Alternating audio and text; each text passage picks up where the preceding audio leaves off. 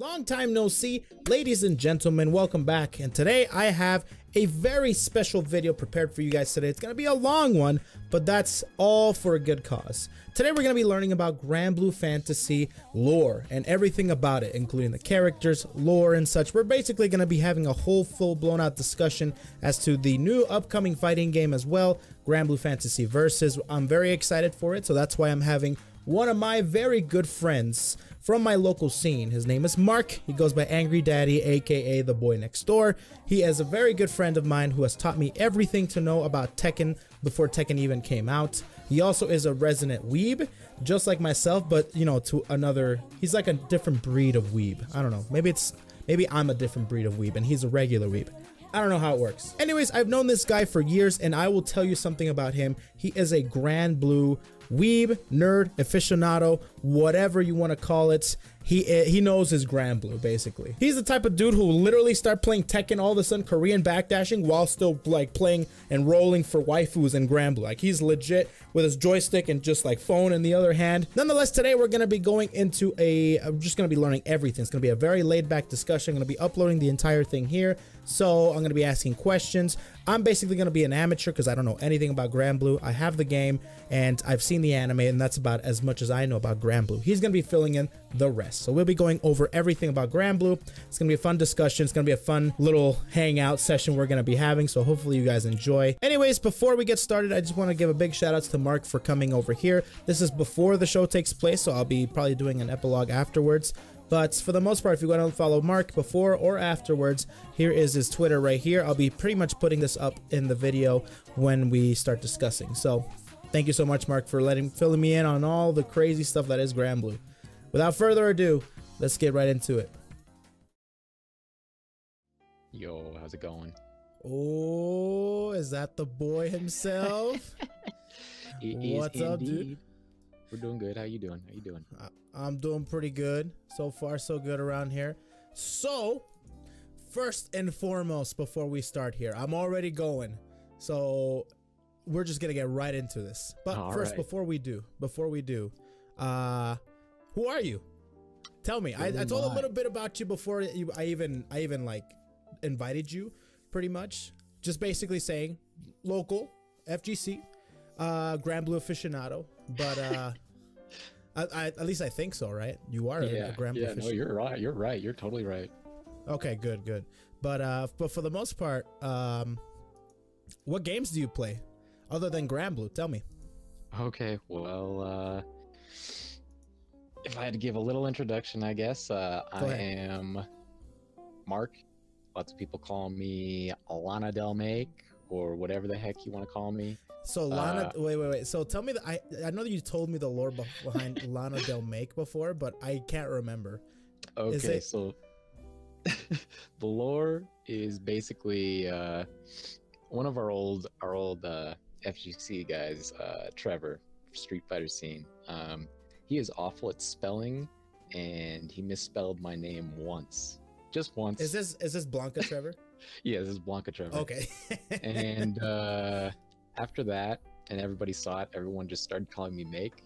And at the time, I was kind of in a Lana Del Rey kind of scene for a bit, and I just kind of combined the two, and that just ended up how I had the that tag. Ah, so is it official?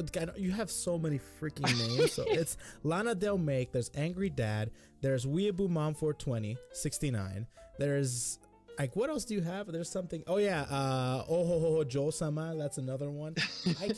I don't even know what to call you anymore. This is probably about as official as it gets for the time being, until I think of something else memey enough, you know. Yeah, you are a meme master. Like, yeah, meme master. Okay. But yeah, what games do you play though? Okay, so right now I am on a Tekken fix. I'm really into Tekken. I'm sure that tell me everything I know.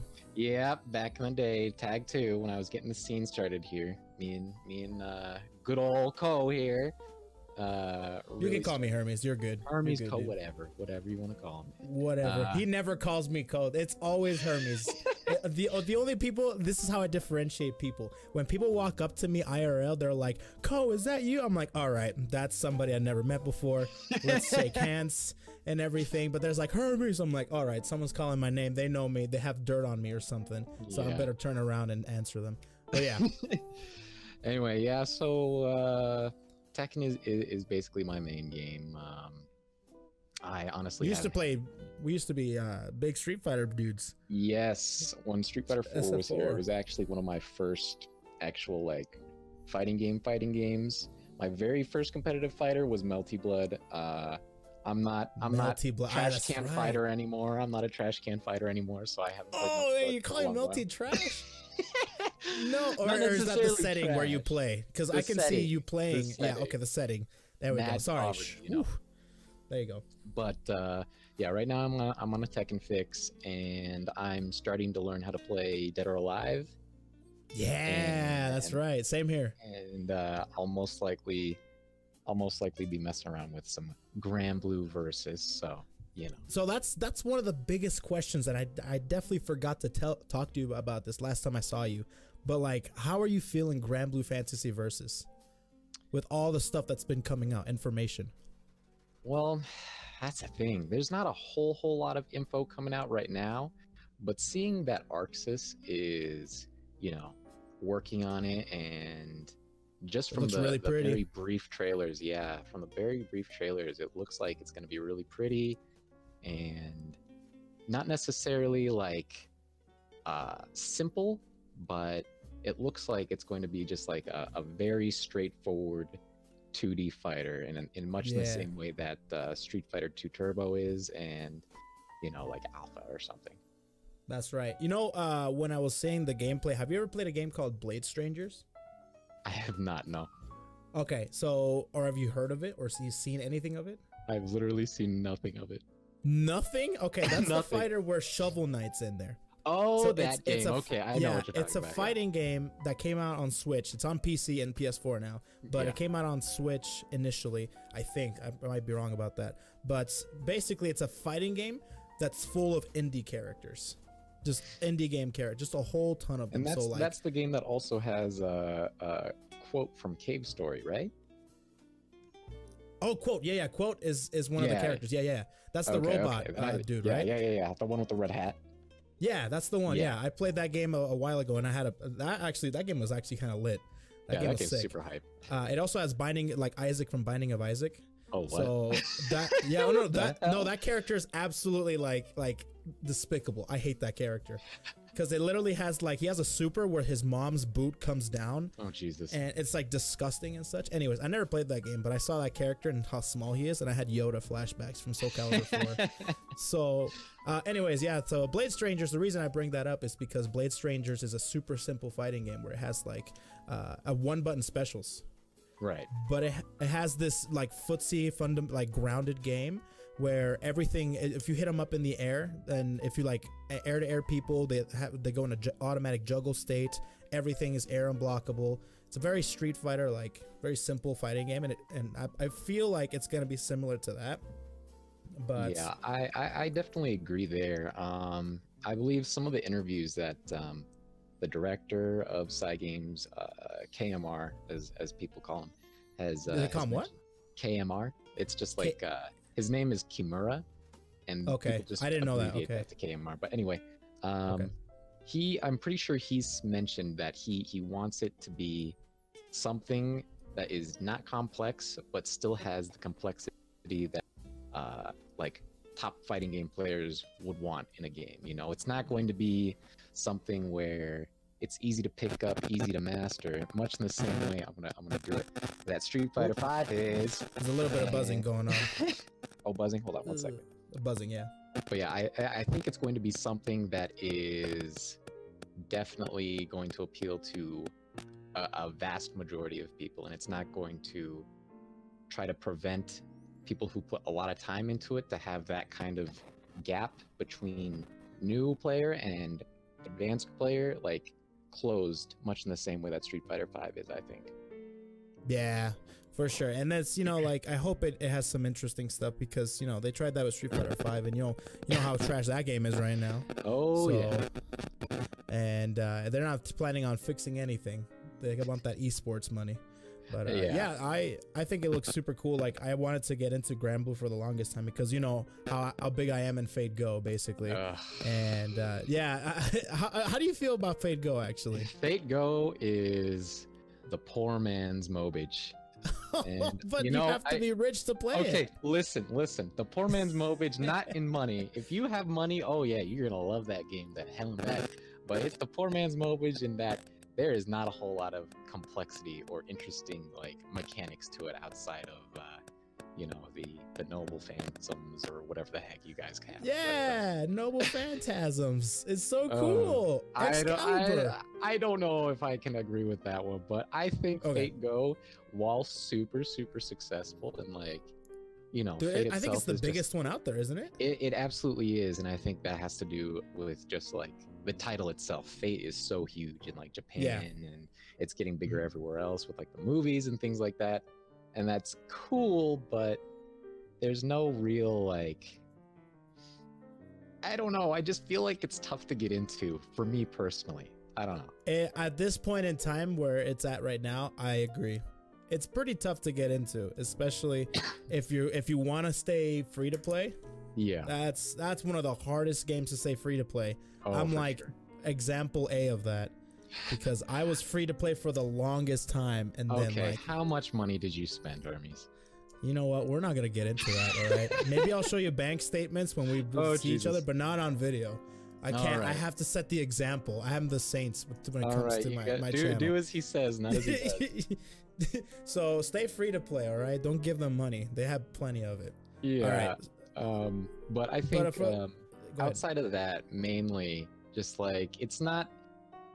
Even if it is like a pretty easy to get into game, it's like you said, since it's hard to stay free to play, it's very unforgiving, I think, in that regard. It's super unforgiving. As opposed to like Granblue, which is always giving out free rolls and that's what I hear. And actually, right now, go ahead. Yeah, actually, like right now, like when I logged in, I took a look at, because I tried to do the conversion, like because I'm used to saying quartz, which are the currency used to roll, and in this game they're like crystals. Yeah. And I took a look at the equivalent of like converting it, how many rolls I have compared to like Fate Go, kind of like that. So like right now, like I have like the equivalent of like 15 like 10 rolls or something, which is like ridiculous. I can't believe like I have that. If I had that much in Fate Go, I'd be so happy.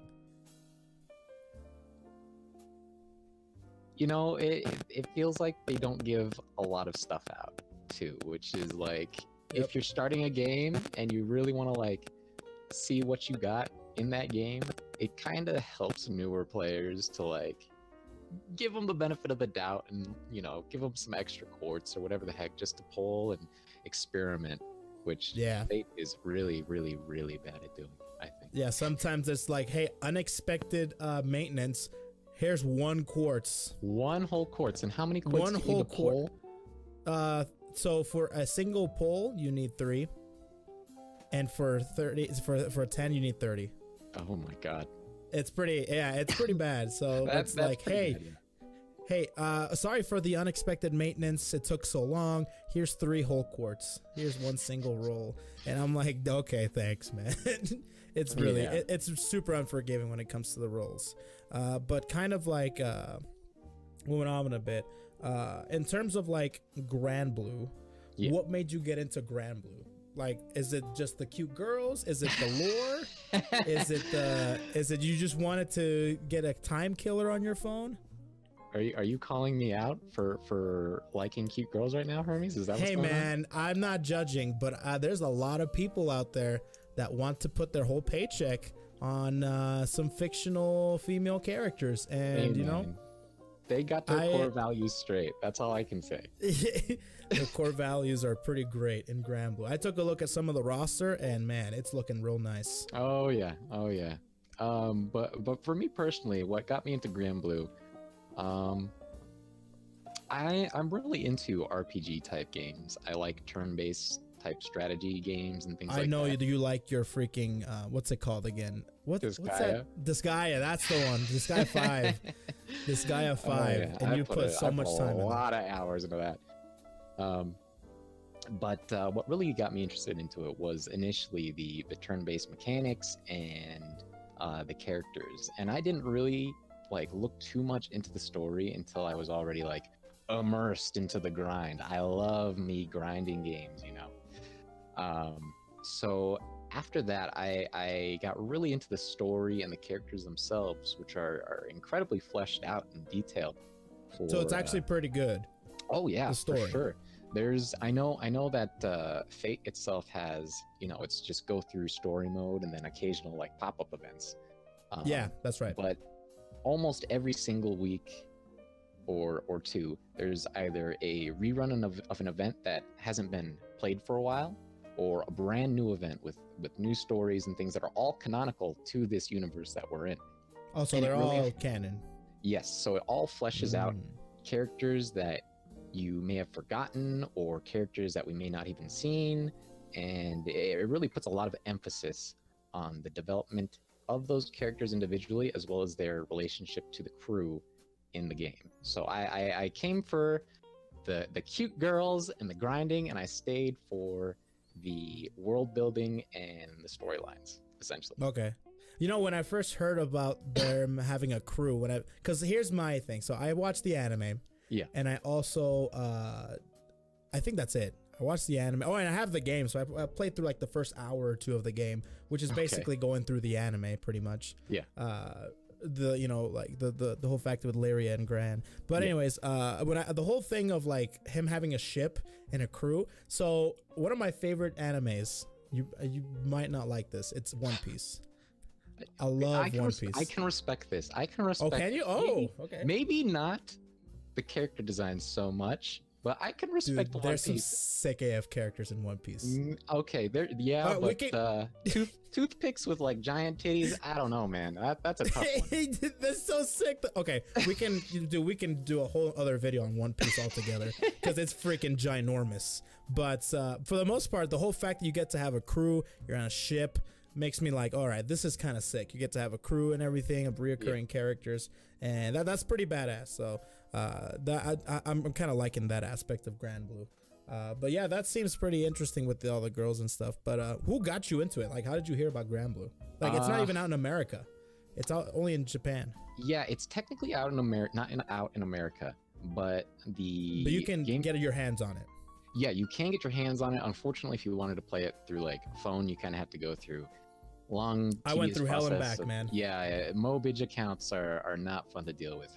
But even though it's not available out in America, the localization team that they have at Japan has also done a fully translated English version of the game for their overseas. Isn't that crazy? It's insane. It's great. Like, they're godlike. Which also means that we get access to the exact same events that the Japanese players get at the same time because it's on the exact same server, you know. But if they decide to bring it over to NA, do you think they'll start from scratch? Or will just, if they ever decide to? Has there ever been talk of it? I don't know if there has been talk of it, partially because they have the localization team like already there. Yeah, but that makes sense. If there was, oh man, just based on like practices for like Google and things like that, like how they're doing with Fate Go. Surprised if they started over, but oh my gosh, there would be such a significant disconnect between both the Japanese server and that new American server that it would, I don't know how long it will last.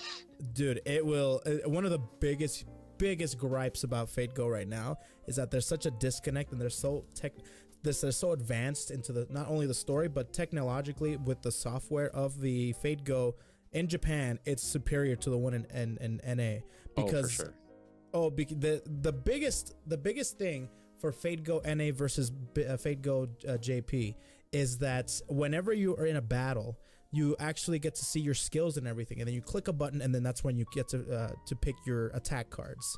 So in JP, you actually have the ability to, if you are like, oh, I forgot to use a skill or something, so you can hit the back button and, you know, use that skill if you forgot it. Right. So that patch came through around like half a year to a year ago. And in NA, that doesn't exist until so you can't click back. You literally have to exit out of the app and re-enter the battle to be able to like go back for the skill, because that patch doesn't come out for like another year, because it goes in order of patches that a JP got. So it's not like a universal overhaul between the two servers. You have to wait the same amount of time that the JP version waited for you to get that back button. Yeah, it's kind of stupid. It's that's really bad. Rough. That's a little rough. So yeah, I can definitely no, go ahead. We're good. But I like love the fact that they were able to like localize freaking everything. Right. Everything. You can play the entirety of Granblue Fantasy like in English. Yeah. But just based on the general mentality of Cygames, which is the company that does it, and conveniently has also last year's Evo, they had actually sponsored it, and Daigo himself is a Cygames sponsored player and all this stuff. Wait, that was them? Yeah. Oh, wow. Also, Kimura, the president essentially, he actually was at Evo as well, and there was like a meetup for everyone there. But anyway, I didn't know that. Just based on their business practices and things like that, I could imagine if there was a bigger desire for Granblue content over in America, which I mean, there's already plenty, but an easier time to access it, maybe not through Mobage. Yeah. I don't think that they would change anything. I think they would maybe make it possible that, like I said, they would be easier to access things without having to go through, you know, leagues of translation material just to set up an account and all that things. But I don't think they would do the same thing that Fate Go English version would do. You know, that's just we're too far in the game to even consider that. Yeah, I hear they're super far in Granblue. Oh like yeah, super, we're already on our 5th anniversary of the game. Sheesh, that is such a freaking long time. Okay, so one other thing as well. I know that right now that there's not much of a big presence of Granblue here in America, but they're starting to make their presence with, you know, Versus and this other game called Relink. Yeah. How you feeling Relink? I think it's gonna be fun. It might not necessarily be like incredibly amazing, but I know Platinum has at least done the combat system for it, and just which they're awesome. Yeah, if you guys have played any, like, I don't know, Metal Gear Solid Revengeance, yeah, all that kind of stuff. Bayonetta, I mean, the combat system in those games are fantastic. And while it may not be super combo heavy like those games, you can't deny that the system itself is going to be extremely solid. I can't wait. I'm actually really excited for that game. Because co-op, I love me some hack and slash co-op play. Like, oh, is that gonna be co-op? Oh yeah, for sure, 4-player. Oh, that's gonna be sick. We should get together. Oh, with of like course. A group. We get a group going. That's gonna be sick. that would be dope. But yeah, I'm pretty excited for that too. I guess what they're doing story wise, just like how they do side story type things in Granblue with like the events and things like that. This the events, yeah. Itself a side story, so you don't really need knowledge of Granblue to play these events. Sure, it would be helpful, but this is going to be a completely brand new storyline, and you know, it's just going to be kind of standalone, much the same way the other events are. So I'm really looking forward to it, partially because chances are they're going to have like some kind of redeemable in-game Granblue code in it, and you know I'm all about it. I'm all about that. The codes. Oh yeah, all that. Give me some free costumes or something. I don't know. Free costumes, but yeah. But for the most part, I'm excited for Granblue Fantasy Versus 2. That's gonna be pretty sick. So real quick, I wanted to kind of ask a few questions. So now we can actually get into the Granblue Fantasy stuff. Okay. Now I'm gonna ask you a few questions, and these can range from, I don't know, freaking anything. All right. But All right, first of all, let's actually ask these freaking questions real quick. First of all, who is best girl? Tell me right now. out of what we got right now in the roster? No. First, in just Granblue Fantasy. It's just Granblue Fantasy in general. Give me in general. We'll do both of them, but for the most part, in general and right now in the versus roster. Okay, in general, my favorite girl, just for Granblue, her name's Monica. Monica. She is oh man, how do I describe this character? Yeah, send me a link. Give me a link while you describe. Okay. Let me go ahead and throw this. But this is not Monica from like Doki Doki, is it? No. Similar? Not at all. Here, I'll send a picture here right in chat. Give me that. This is Monica. She is a captain of a guard in Granblue, essentially. She's very short, but she is super fucking strong. She's a captain. She's a captain, yes. She uses electricity. Think of her, okay. If I wanted to give like a basic description, think of her as like a less serious Kai Kiski from Guilty Gear. Ah, okay. Okay. Is that? Oh no, there's her leg right there. I thought that was like a wooden leg. Oh yeah, like a peg. Like a peg. Yeah, I thought that was a peg. I'm like, dang, dude, that's weird. But okay, now I see it. She still has it intact. That's a sheath, right? Yeah. For her sword. Okay. All right. But she's super fucking sick, and I'm all about this bitch. You know. To be honest, like I'm a big fan of pirates. I love pirates. So as she has soon as that you saw that looking potential vibe. pirate leg to her, yeah, oh that God, peg. I'm like, I'm like, is this like another like biken, like but without a leg instead of an arm? Oh God, can you imagine if she had a peg leg? That would be actually sick. I would actually really want to play that game then. Like punished biken, dude, without a leg, oh without my God, an arm. Oh boy. But yeah, this is Monica. my favorite character. That's Monica. Okay. And my favorite character or best girl right now. Announced in Versus. Just the better one, because I know there's like 3, or I'm sorry, 2.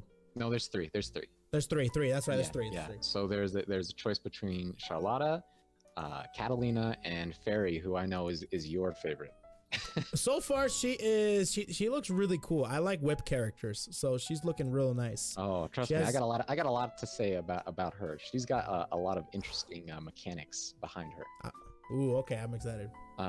But for me personally, best girl as of now, most likely Charlotta. Charlotta? Yes. So yes. that's how you say Charlotta, right? Yeah, Charlotta. I call her Charlotta. Whatever. Yeah, I that's what I call her too. Her fans call her Potato, essentially. Potato. Why is that?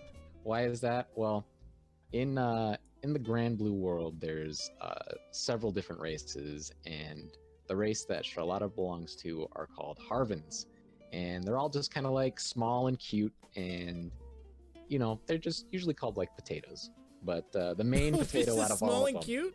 Yeah, they're just small and potatoes? cute. Even the guys, oftentimes are just small and cute. But all right.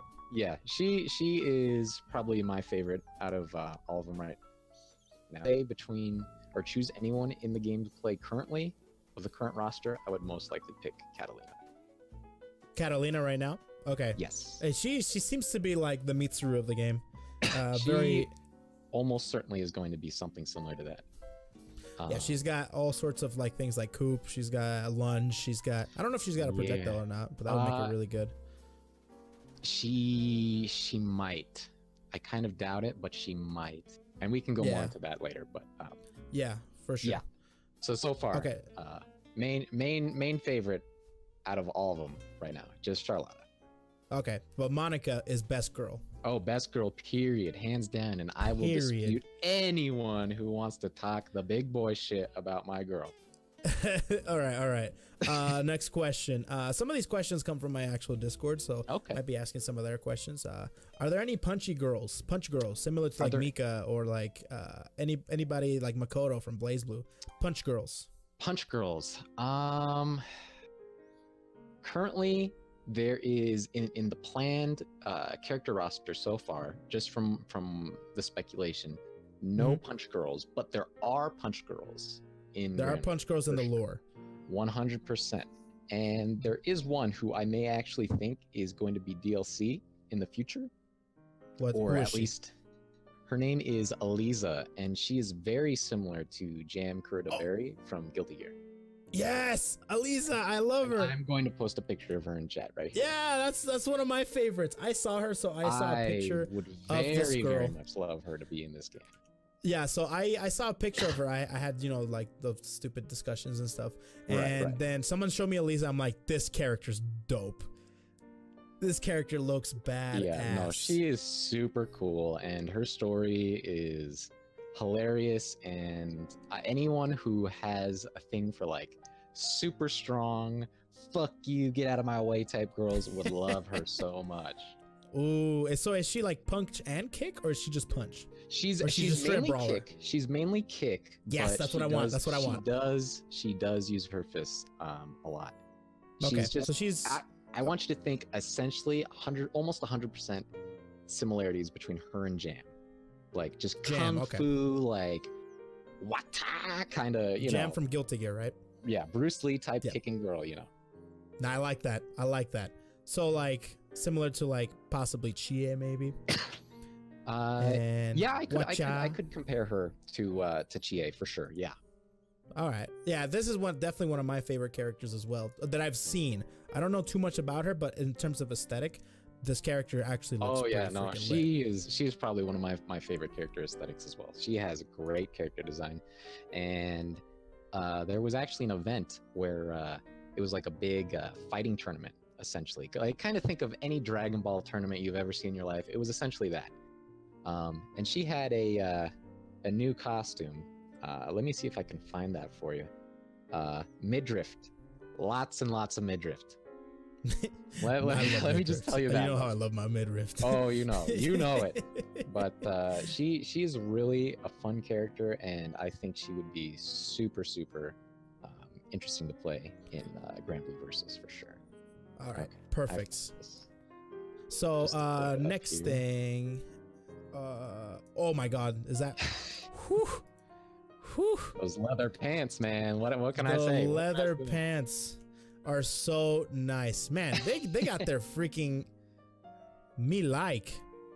So there's alternate costumes and stuff then. Yeah. I hope they put that in. I think I love my aesthetics, and I love my like different customizations and such. For sure. And if they have that in Granblue Fantasy Versus, that would be so nice. Oh yeah, I like this costume quite a bit. I like this costume quite a bit. So yeah, Alicia, whatever. I think she's pretty badass as well. I'm glad you brought her up. But just for the next question, so the punchy girl. So this is the punchy girl that you are thinking might be in Granblue Fantasy Versus, I would say in this type of a game that she would almost certainly like fit in really well. There are a few other punchy type girls, and I'll actually bring one up later, but this is probably like the main one that I could imagine being in. Okay, perfect. Okay, so that's that. So next question. First and foremost, what are some important things that you say that we would need before jumping into like Granblue, pretty much? As in just like the regular mobage, or so like just in general, like what can you expect, and what would you need to like just what can you expect out of like Granblue basically in terms of gameplay? So just like the mobage, not the fighting. Yep, game. The mobage. Yeah, the mobage. Okay. The mobage. I would say that even though it is technically classified as a mobage, it has more similarities to an MMO than anything else, in my opinion. Okay, what do you mean by that? There is raids where you'll fight boss monsters with other players and compete to get top spot for better rewards. Okay. And instead of I know with FGO you can level up characters and like their noble phantasms and things like that. Yep. And there are character leveling there is character leveling in Granblue that can give skills and things like that. But something that sets Granblue apart itself from Fate Go and a lot of other type of MOBAs and makes it more closer to an MMO is the weapon grid and summon grid. Yeah, that was a pretty big thing that I'm still getting myself. It's super huge, and it can definitely put a lot of players off at the beginning because it requires a lot of grinding at the very beginning. And I mean, you're still going to be grinding throughout the entire game, but to actually do damage, you want to have a proper weapon grid and summon grid. And I can go on for forever about that kind of the intricacies of each grid and the elements that go along with it. But if you want to get into Granblue, I think it's worthwhile to look at YouTube videos giving a basic overview of how to formulate your weapon grid and your summons. And so there's content out there too. There is a significant amount of content for sure. If I were to recommend a very good beginner channel who may get kind of memed on by higher level players, his name is Koon, Koon, and he has a lot of great useful beginner guides for Granblue. And does that have the name of this channel, just Koon? Yeah, just Koon, Koon. Koon. Okay, I'll probably be looking some of those things up. Some of it is a little bit dated, but he's still putting out some content recently. He's gotten back into it, and it is a lifesaver for people who either don't have friends who also play Granblue, or this is a completely different MOBAge than they're used to playing. So I think finding that content that helps them is really worthwhile. Otherwise, you're going to get frustrated really quick. And I imagine, there's a lot of stuff to take in. Like, if I didn't have you, I'm like, damn, this is crazy. I'd probably be spewing out misinformation everywhere, dude. Yeah, like, you just use Fairy's Noble Phantasm, and then you summon Articuno. Fairy's Noble Phantasm. Oh no, dude. Yeah, you summon Articuno in the middle of the match. Oh god, Blue Eyes just comes out of nowhere, and Blue Eyes White Dragon comes in.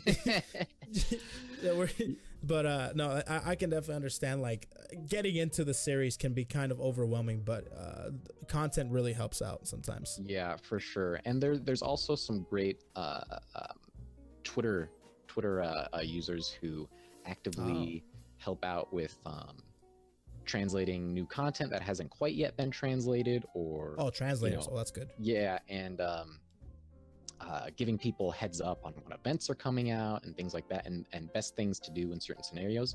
And that Twitter that I primarily use is Granblue_EN on Twitter. And I think I follow them too, actually. Yeah, they're really great. They also do on the fly translations for the Granblue Fest. So when they have their conventions in Japan and elsewhere, they'll do on the fly translations and give people, a basic understanding of what's going on. And they're just a great resource for new events coming out and new content that is going to be updated. So they're good. And Granblue Gaijins, also on Twitter, is a great resource to use. Granblue Gaijin? Yeah, Gaijin. Gaijin. So if you really want to get into Granblue, definitely check out those Twitter accounts and that YouTube account. Otherwise, you might be flustering around a little bit. Okay, nice. Yeah, that's a good point, and that's good that all those resources are out, because I'll probably be hitting up a few of them myself too. But that's good that there's a lot of resources out there, and so you can actually like inform yourself and kind of see what you're getting into, which is great. Sure. Okay, so next one, let's see here. let's see, is it worth buying or spending crystals on draws? Is it worth buying or spending crystals on draws? For buying, if you really want to be a whale, man, I'm not gonna stop you from anything. I know you guys in the FGO scene, you'll just throw out the dollar. There's whales everywhere, dude. And that card is gonna get declined a few times. I know for sure. It's okay. I understand. You know, sometimes you just need your anime PNGs. It's okay. I understand. I saw this really funny picture where it's like, where it was like a meme. I don't know where I saw it, but I saw it and it was like, all right, I'm spending money. It's like, oh, I'm not getting my rolls, I'm not getting my servants, whatever. And then all of a sudden your card declines, and the next picture is people like on the phone with what's customer called service? that customer service, basically saying, no, I didn't make any of these purchases. I want my refund. Oh no. Yeah, dude. And I'm like, oh no. People actually do this? That's bad. Okay, but if that's your style, I can't stop you. But what really separates Granblue from especially Fate Go, oh my god, is that while I know Fate Go does have opportunities where you can get like a guaranteed servant or whatever, and I'm not sure how often those appear, but in Granblue, they appear fairly often. There's either and I know you're still going to be kind of semi-whaling, but if you're a stable adult, $25 for a guaranteed 10 roll with a guaranteed SSR. So those happen quite a bit. It happens fairly often. Like and a lot of the time, it happens like twice a year or something. Yeah, it is definitely no Fate Go. Okay. But they happen often enough that if you really do like the game and you want to support, because they always do put out new content and things like that, that's a great way to support and also get your guaranteed shit without having to worry about, spending out crystals and things like that.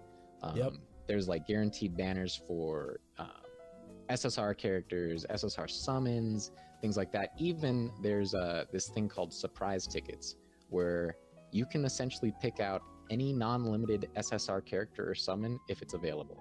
So you don't have to throw down like $900 just to get your damn servant, You can just wait for the surprise ticket, and if you don't get it then just use that and you can get them.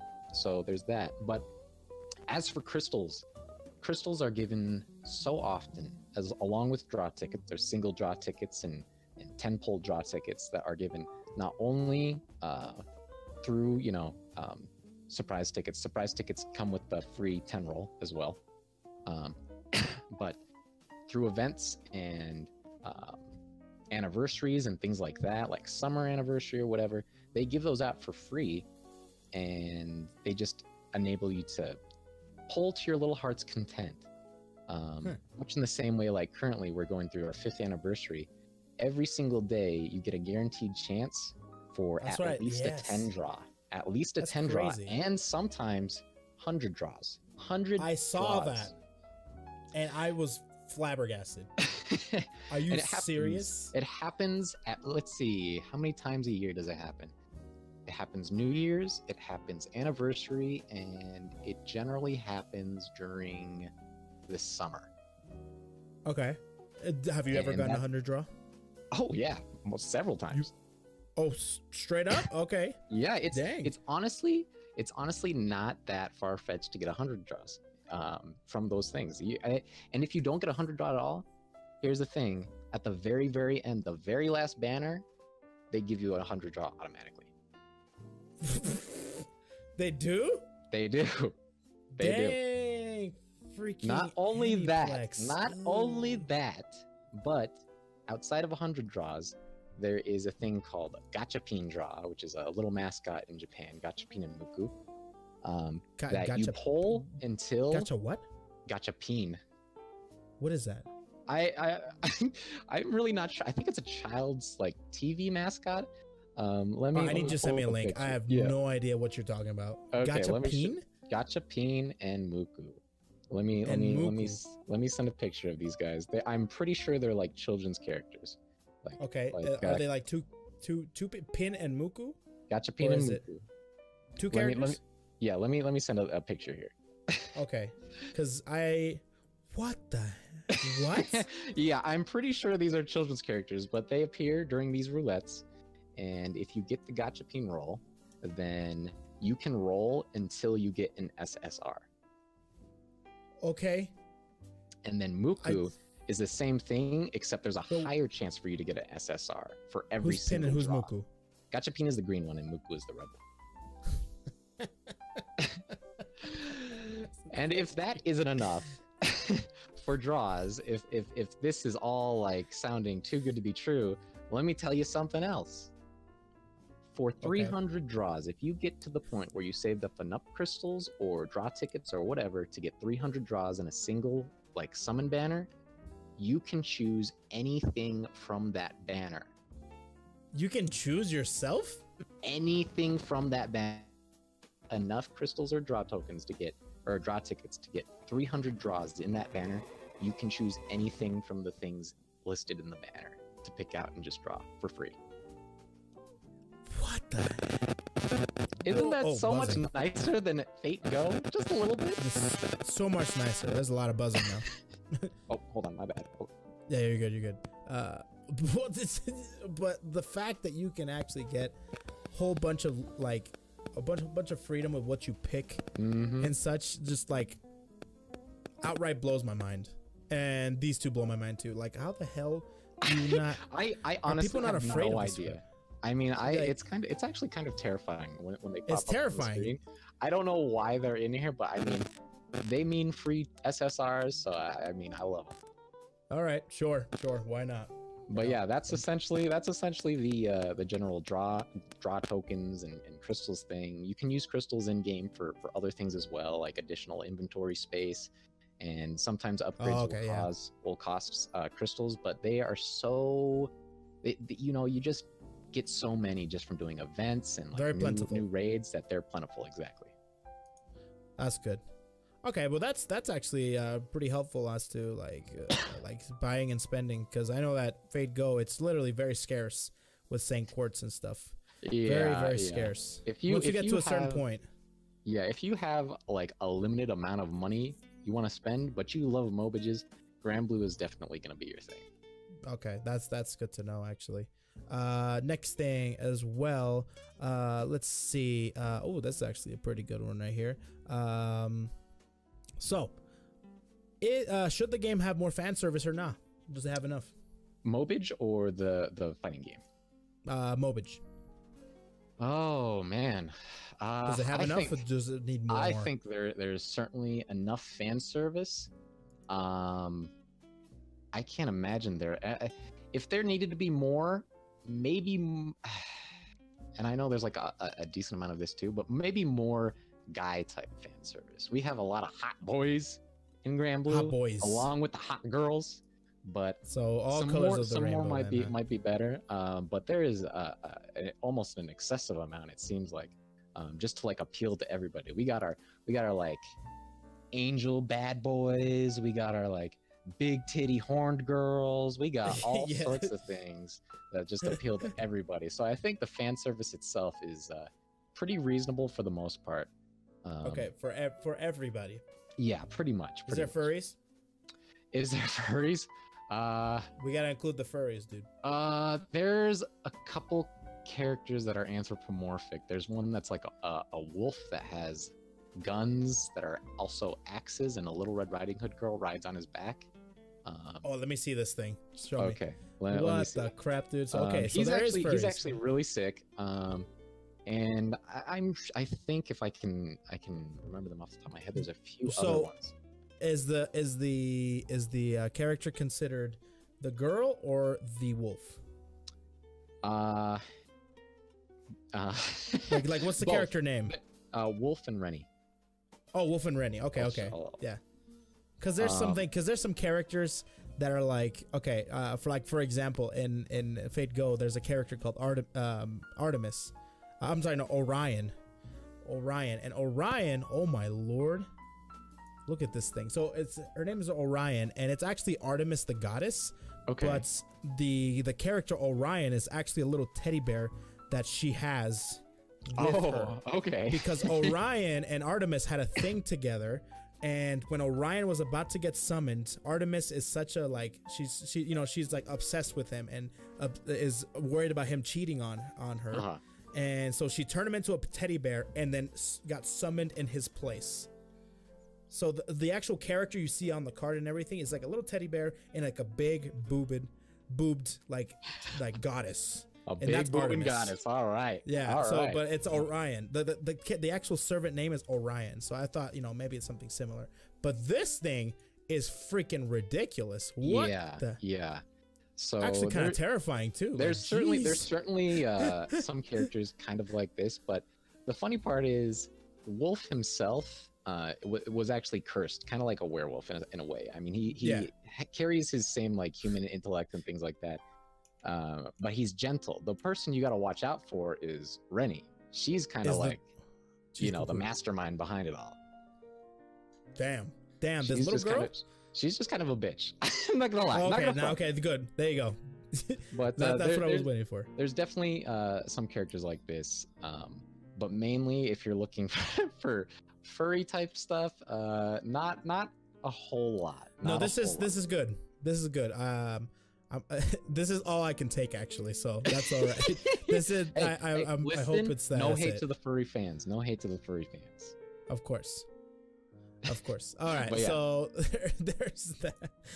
Wolf and Rennie was his called, right? Okay. Yeah. Okay, good.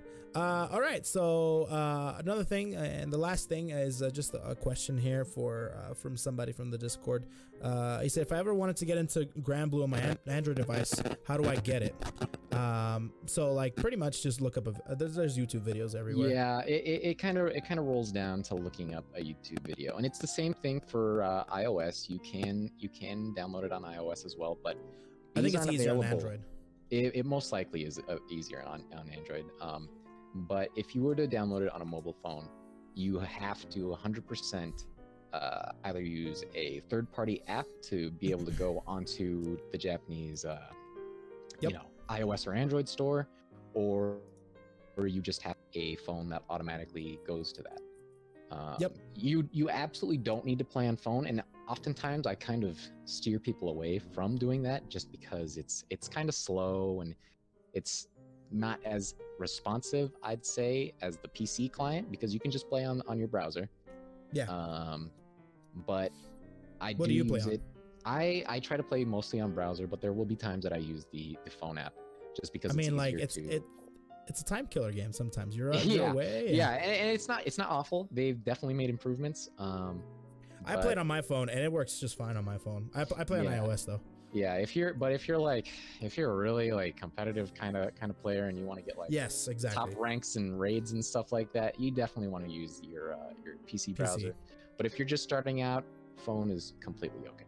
No worries. Yeah, that's good. But yeah, go find a YouTube video, or I'm pretty sure I use like an Imgur tutorial just to use it. Too, yep.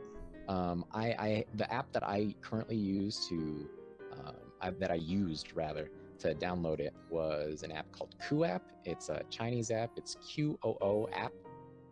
You can find that on the Android store, and I'm assuming you can also find it on the iOS store.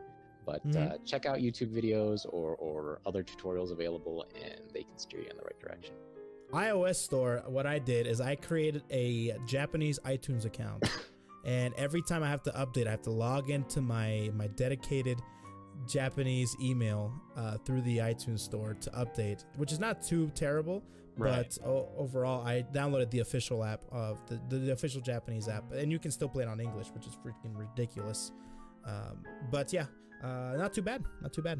Yeah, there's lots of tutorials out there. All right. So let's get into the actual nitty gritty of Granblue Fantasy Versus. The one thing that I would like to speak with you, because you know mostly a lot about it, the logos. Everybody's been telling me about the logos in the actual like Granblue Fantasy Versus logo with all of the different emblems that it has. So which characters are possibly going to be in the game depending on the symbols or emblems that's on the logo. Which ones are they? First off, we've already got 5 confirmed characters. We have Gran, Catalina, Charlotta, Fairy, Lancelot, and recently they put out a new trailer for Lil Wayne. Yep. That's 5 currently, and there are 3 other weapons. Well, there's 6 total characters. There, or is it 5? I thought it was 6. There's only wait, hold on. 1, 2, 3, 4, 5. No, there's 6. There's 6 currently. 6 currently. Yeah. But there is 3 other weapons. Wait. And by the way, are the symbols? Sorry, are the symbols actually pretty accurate for what we have on the roster? So are the symbols? Oh for yeah. Lancelot? Those are all. Those are all the individual character weapons of those characters. Okay. That makes sense. But so right now, how many symbols do we have on there? We have 10. 10. Okay. Yes. So do you think that we're actually going to get 10 characters? I think currently, base game, I think we'll probably get 10 with DLC possibility down the line. Yeah, okay. Yeah, I can see that happening too. Especially with them releasing it in 2019 and the consistency of the trailers they're putting out. Right. That might be the case. Yeah, so we have 4 characters that have yet to be announced, but based on what their weapons are in the logo, we've already got the confirmation essentially. Okay, so tell me the first character that you want to talk about.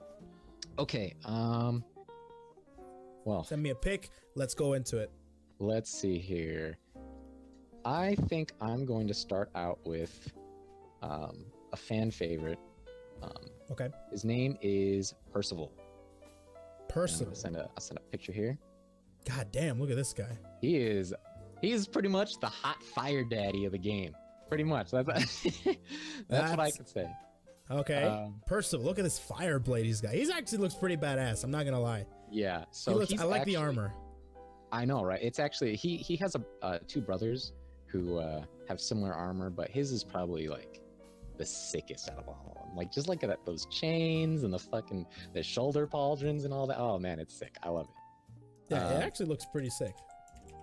But to give a basic backstory to Percival, so he's one of the knights of the order that Lancelot leads, and I believe that is the Order of White Dragons. So yeah, that's what this says on the bio. White Dragons. Yeah. So he's oh gosh, deputy captain, I believe. I could be wrong, but he is nobility of the Kingdom of Wales, which is essentially Wales in America, or not America, in Earth, Britain. I suppose. Britain, yeah. Yeah. And his brother is the leader of Wales. As you can tell just by his general aesthetic, the color, and everything like that, he is fiery.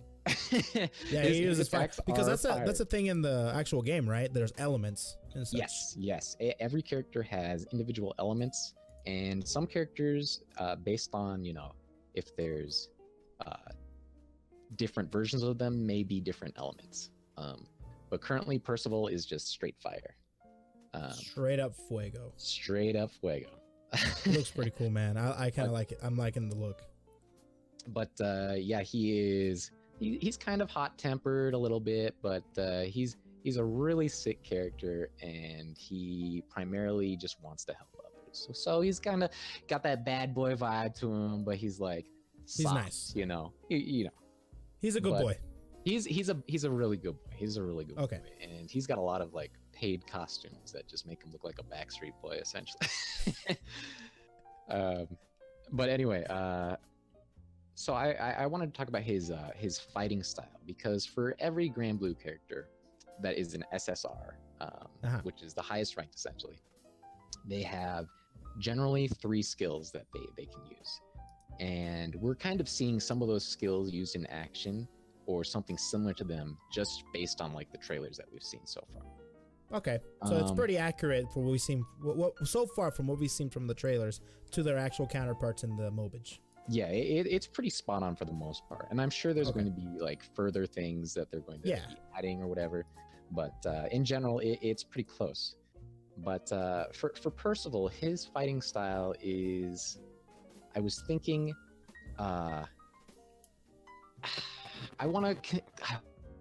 I wanna really, just because it's Arxis, I really want to compare him to Soul. I really want to compare him to Soul. Soul. But I want you to think of it as more of a refined. Oh, hold on, there's buzzing. Style. Yeah. Ooh, that's a big buzz. Okay, we good? Do you know why that buzzes, by the way? I don't know. I actually have no idea. It might just be like notifications on my phone because I'm using my phone right now. But oh yeah. Anyway, so I want you to think Soul. I want you to put more like refined style to Soul. Like he's like a guy that will enjoy tea instead of like energy drinks, like Monster energy drinks, you know? He enjoys tea? Yeah, instead of like so Monster he's proper. He's proper. He's a proper boy. He's nobility. He's nobility. So he's not like no degenerate who is gonna like snort coke off a sink and then chase it with a Four Loko or something. He's proper. Well, he's a good boy. All right, I like that. Exactly, right, exactly. Right. But he is more emphasized on like heavy hits and his fire attacks. Okay.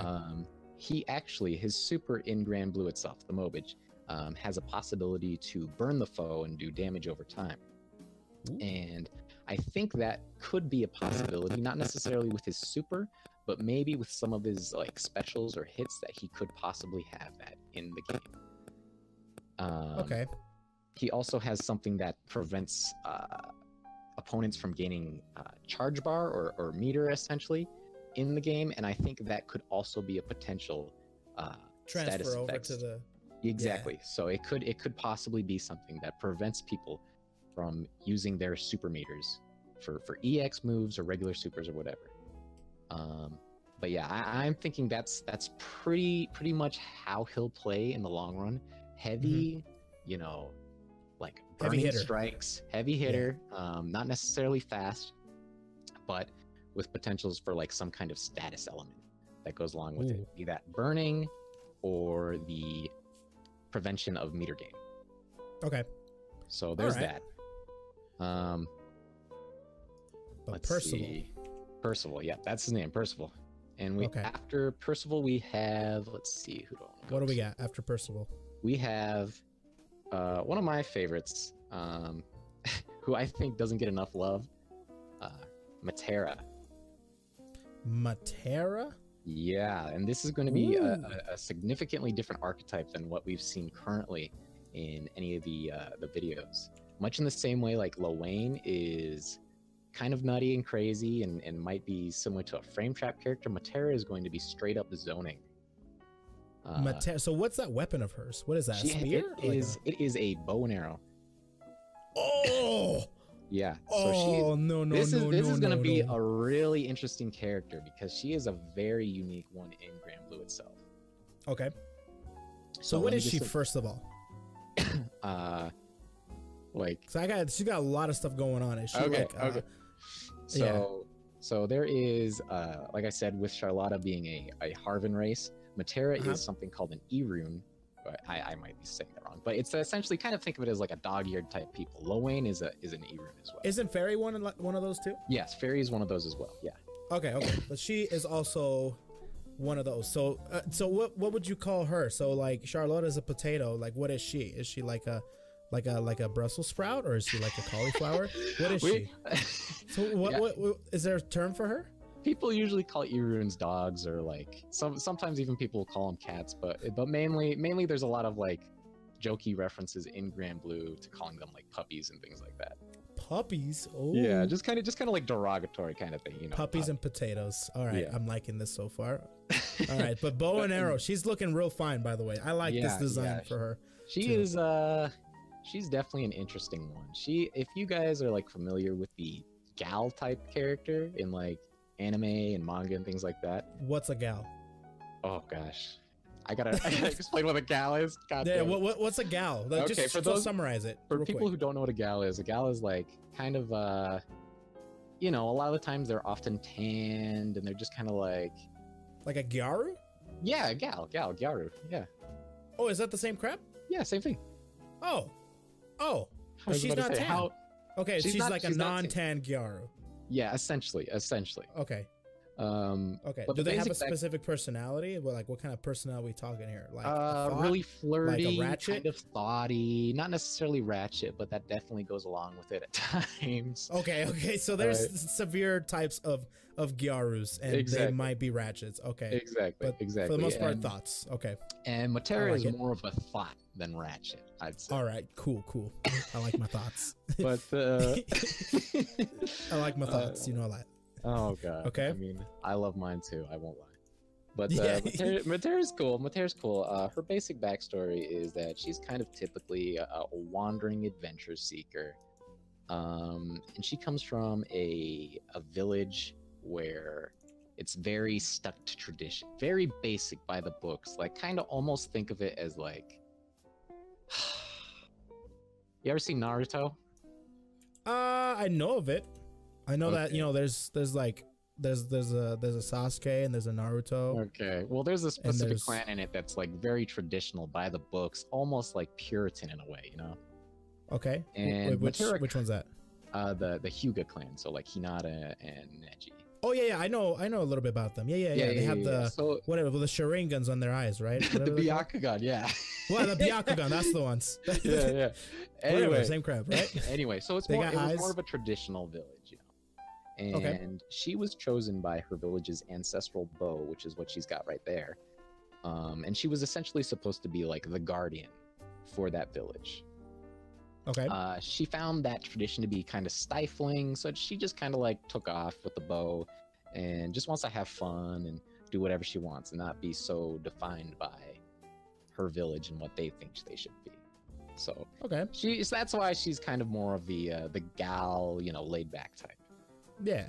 Okay. But anyway, she actually has a younger sister who is like more serious but still kind of looks up to her, and we might see her in the trailer for her when she comes out.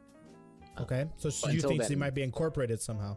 Yeah, somehow, maybe it's possible. She uses a bow as well, and it's possible that don't quote me on this.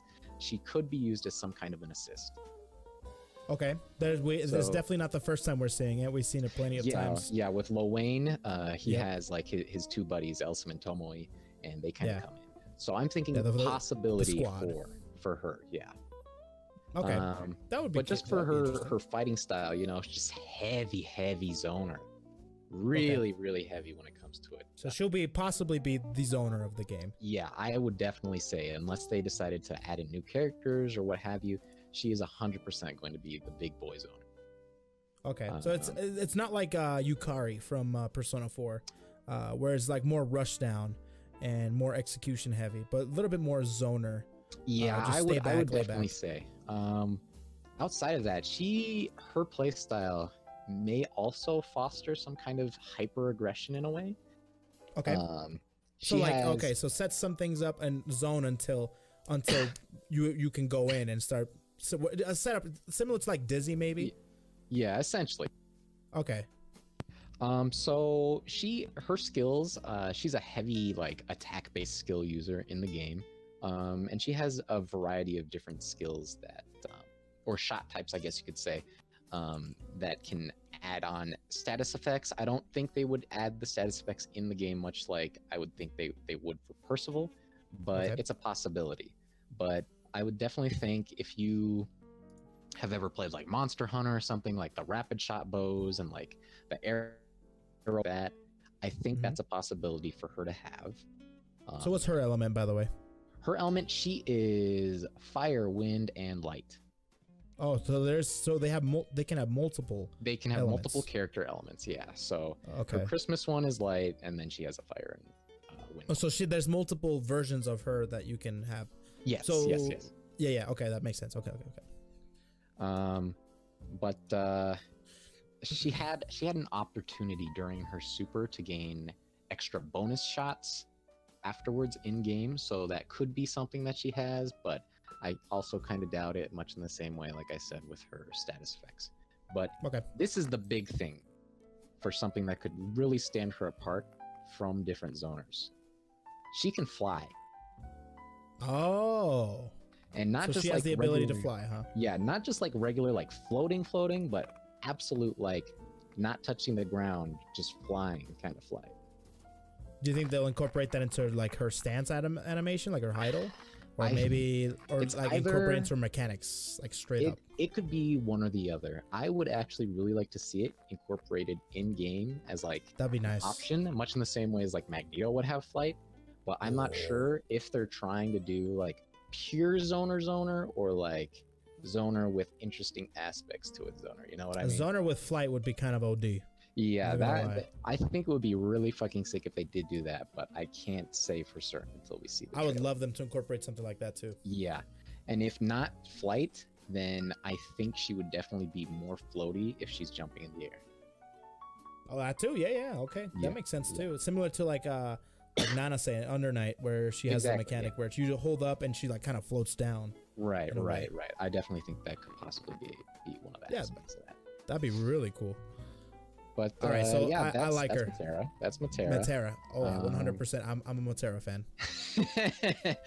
Oh man, and I just love because not just because you know she's like a really cool looking like female character, but I like bow and arrow characters. Like one of my favorite characters in Marvel is like Hawkeye. I loved Hawkeye with like everything. Like if I ever were to pick up MVCI, I would have picked Hawkeye because I love that archetype. I love the bow and arrow archetype. So, well, I think Matera would definitely be your kind of character, especially if she does have that hyper aggressive ability just with her mobility. Yeah. But yeah, that's Matera. Let's go ahead and move on to our last two characters. Last two confirmed so far, and these guys are kind of like, I don't want to call them a tag team, but they're partners in game. So in the game, they're gonna separate them. I think they're gonna separate them. Yeah. That's interesting. But here's our first. Could you possibly consider them as like 9 of them? Actually, there's actually 9 characters. And... that could possibly be it. But I think the archetypes between them are so different that it wouldn't work if they were like, you know, like a ice climber style character. You know. Yeah. Exactly. I mean, it could, or like a June and Junie. Right. What's her? Yeah, well, from the Alpha series. Yeah. Julie.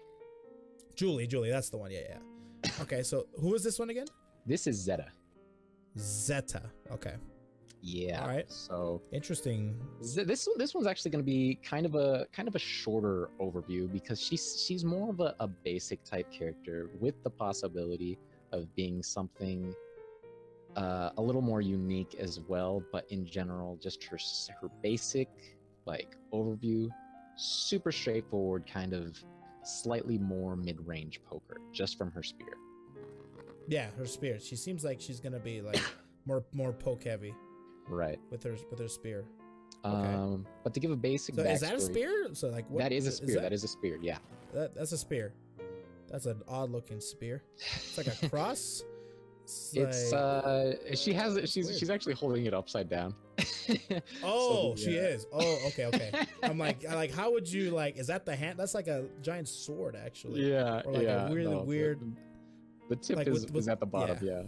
Okay. That makes sense now. Okay, keep going.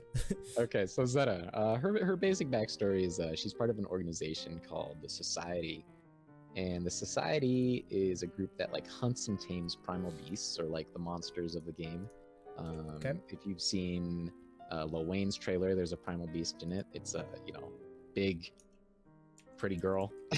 I don't know if you. Oh, that's a primal. Oh yeah. The summons basically. Yeah. Essentially, the summons are all primal beasts. Essentially, yeah. Okay. And they use these primal beasts in order to use their power for a greater good instead of like straight up destruction. There's different events that change that idea, but that's not important. Anyway, Zeta, she's basically tsundere as all fuck. Oh yeah, she's got the pigtails, of course. She's got the pigtails, so you already know the archetypes there. Yeah. Her character, she's basically in it for the thrill of combat and her love of danger, essentially. Did she show up in the anime? She looks extremely familiar. I think she showed up at the very end. She may have. I haven't actually watched the anime, so I'm not entirely sure if she would, but she's a pretty standard character just to be like out and about that I wouldn't doubt that she'd be in. like one of the final episodes, it's like where all the sick characters just come together. Like I'm talking Charlotta, that Fox girl. Like I think this girl showed up too because her lance. Like I questioned the lance. I'm like, that is not. Is that practical? Like it's pointing, I guess. So like, but I guess okay. So I think I've seen her before. All right. Yeah. All right. But tsundere, okay. Yeah, tsundere. That's the main part. She's tsundere. Okay. What's her element? Her element, she has, let's see, fire and light, I believe. Okay. Yeah. Okay. But her fighting style, like I said before, most likely mid to long range spear poking or some kind of aggression that way. Due to how her weapon works in the story, it has transformative properties. So she's able to use different abilities based on if it's like, I guess you could say charged in a way. Okay. If there's enough energy going through it, and that may be something. Might be some gimmick. Exactly, exactly. So I think just because of that nature, she may be some kind of a charge-based character in the same way that Izayoi from BlazBlue or Holy Order Soul from Guilty Gear is. I never play Holy Order, but Izayoi, yeah, that makes sense. Okay. Yeah. So I would say that she has some kind of, charging stance that enables her to use new moves or maybe a different super or something similar to that, maybe a different throw.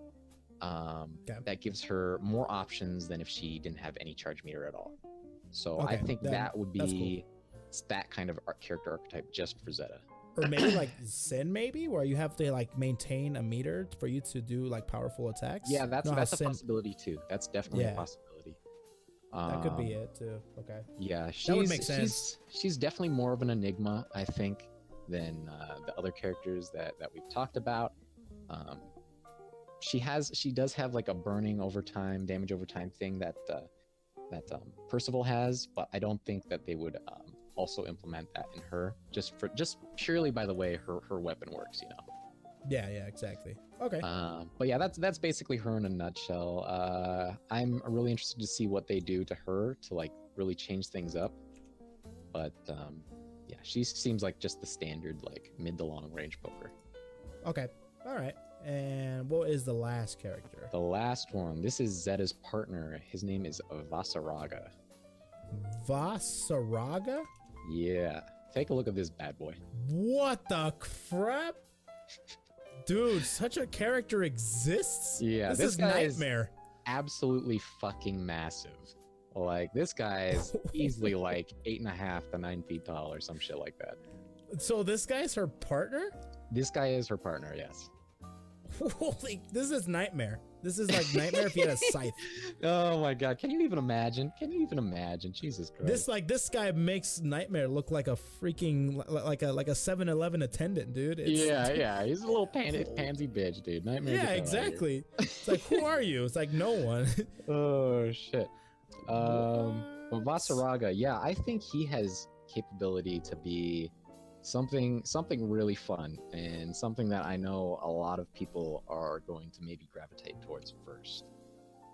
I mean, just if not for aesthetics, just what he's capable of. He looks like he's gonna be like a long range, like slow, kind of like Nightmare in a way. So like similar to Nightmare and maybe similar to like Astaroth.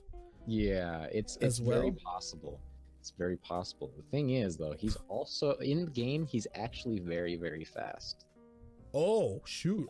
So this is a character that has possibilities for many different types of archetypes. Okay. So let me give a basic backstory for him. He like I said, he's Zeta's partner. He's part of society. He's extremely powerful, but his body is like constantly fucked up. So, oh shoot! Okay. He doesn't feel any pain. Like, okay. Zero. So it's absolutely like guts. Zero. Essentially. Dang. And his body is also like slightly decaying. You can tell. Yeah, you can tell. You can tell. One of the reasons why he has the mask over his face is that is probably where it's like most effective. Huh. Essentially, he's lost his entire crew before he joined the society, and he was the only survivor. And he's got a fucking cool scythe, I guess. So, Oh, dude, I mean, like, dude, holy crap, this guy's ridiculous, man. Yeah, no, This guy looks Vasaraga's sick.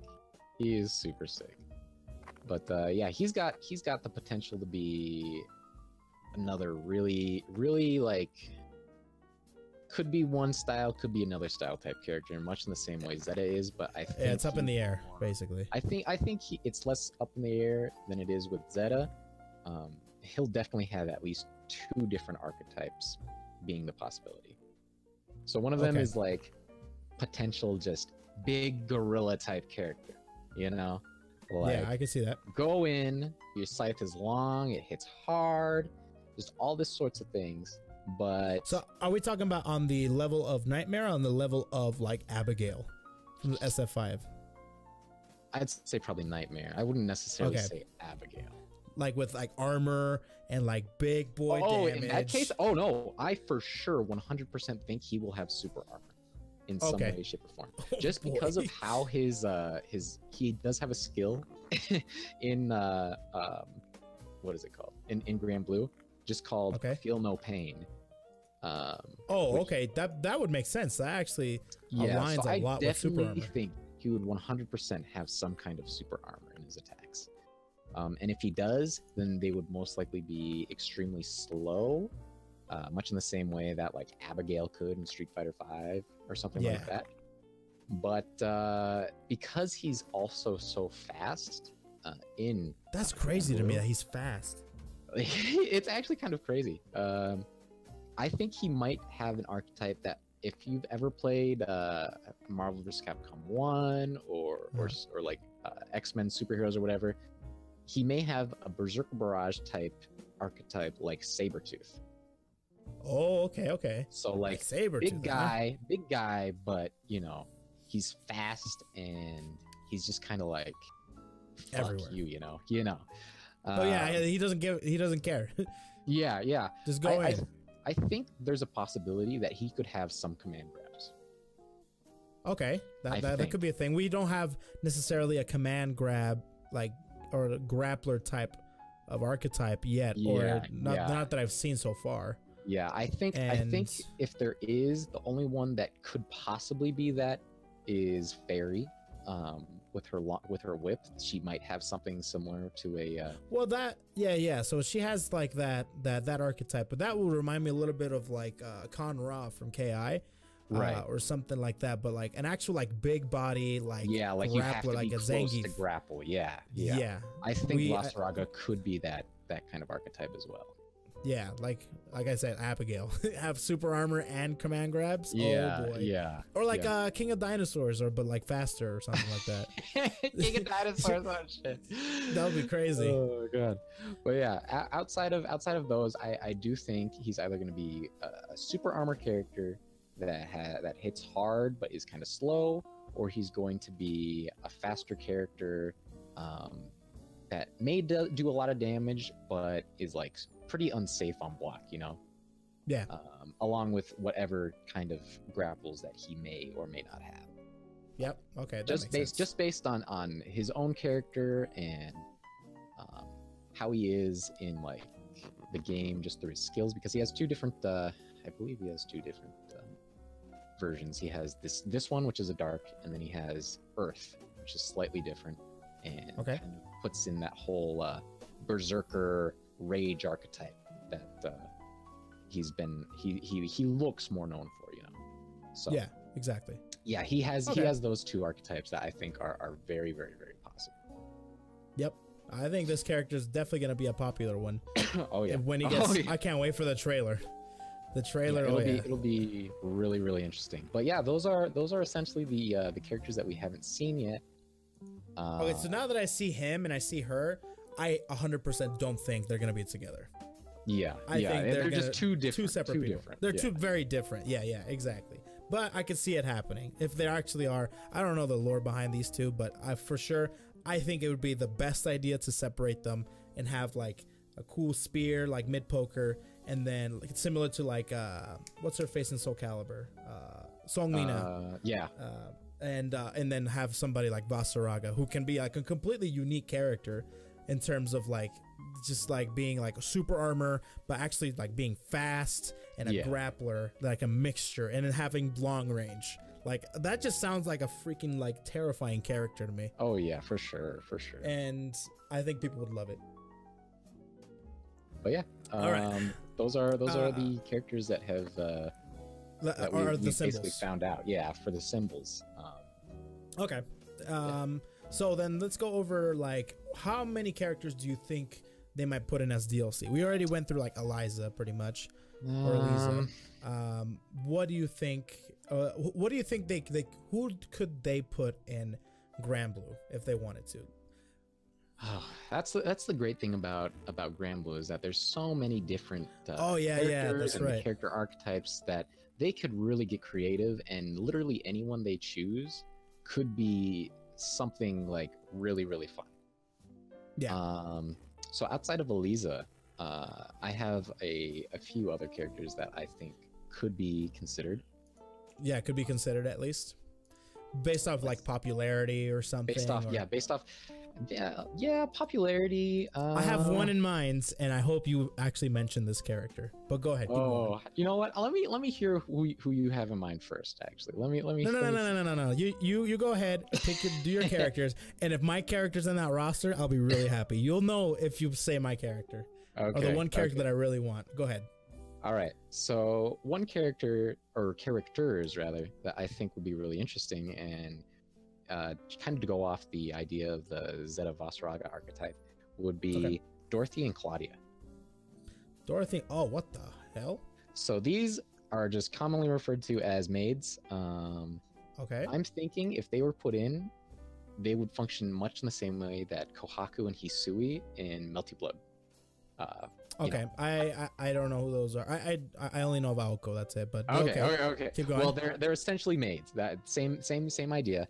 But in Granblue, you have the opportunity of using either Dorothy or Claudia. But if you wanted to use the other one, you would have to use a skill to switch the other out. Okay. So, what I think would be really cool is that, excuse me, Dorothy is the one with the gun. She's on the left, and Claudia's on the right. I think and she's a brawler, like fisticuffs. Yeah. Claudia is definitely a brawler, while Dorothy is more of a zoner.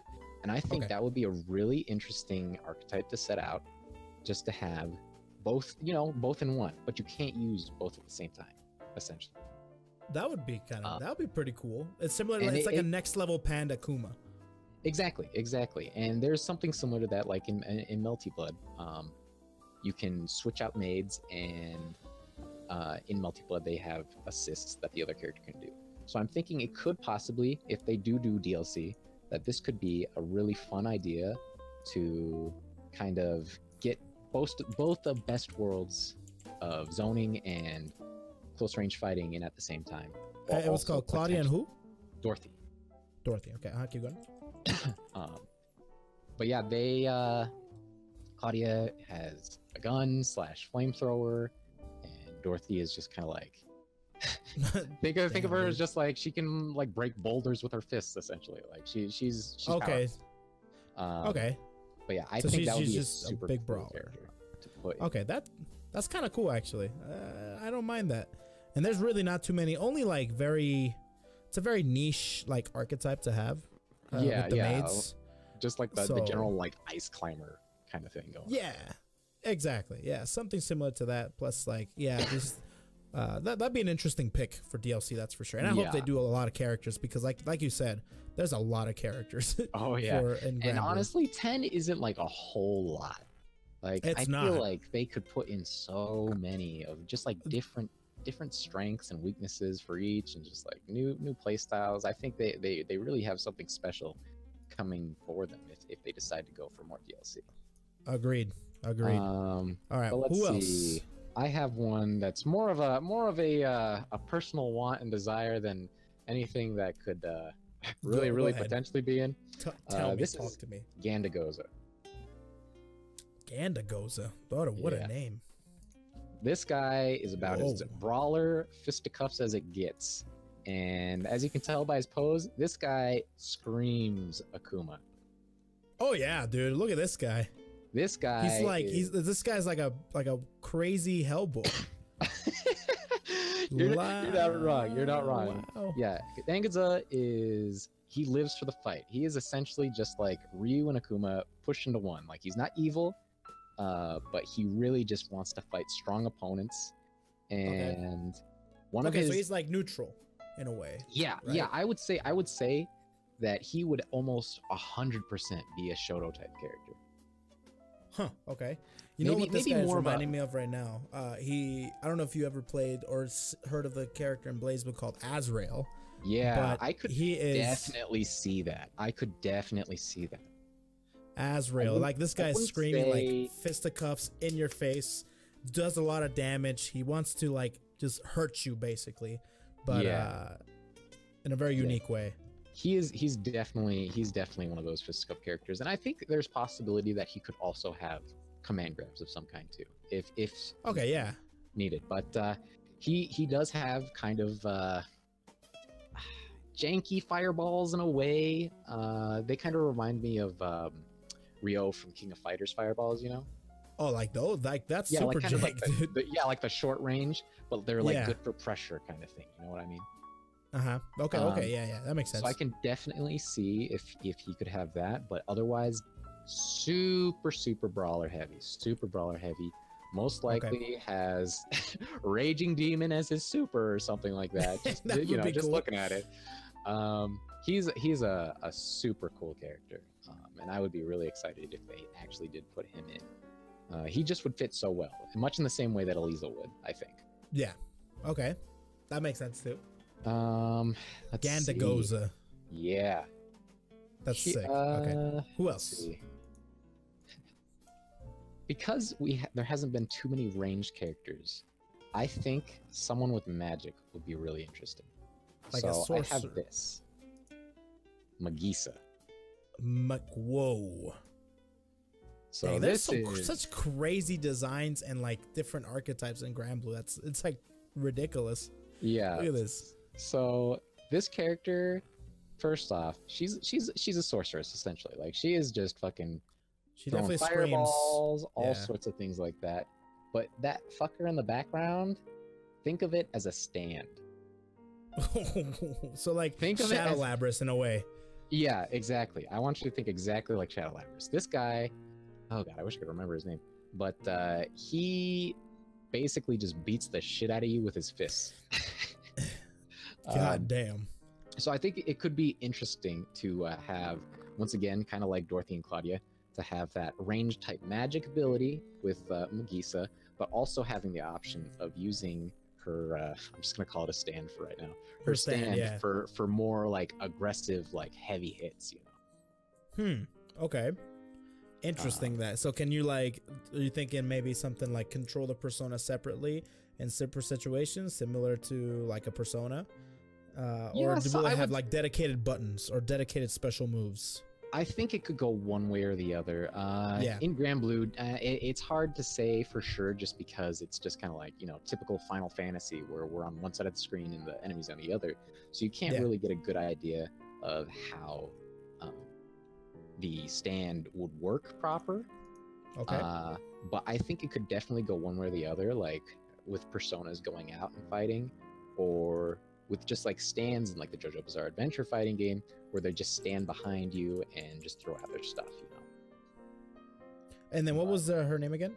Magisa, Magisa. Magisa. Yeah. Okay.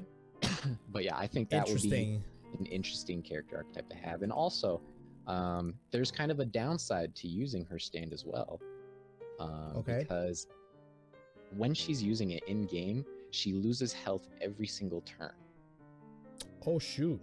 So there's a possibility that if she did use that, while it would be extremely strong and would most likely do a lot of damage, she's also putting herself at risk just by using it. That's interesting. Okay. So I think that could be a really unique playstyle to have. Like, when is it good to pull them out? When is it good just to use, you know, your zoning magic and all sorts of things like that? There would be a lot of unique playstyles that could come out of that. All right, that's this one seems like, I don't know. It would be. I would love to have a character like this because we could really flesh out the roster. Right. I don't know if this might be the most unlikely in my opinion.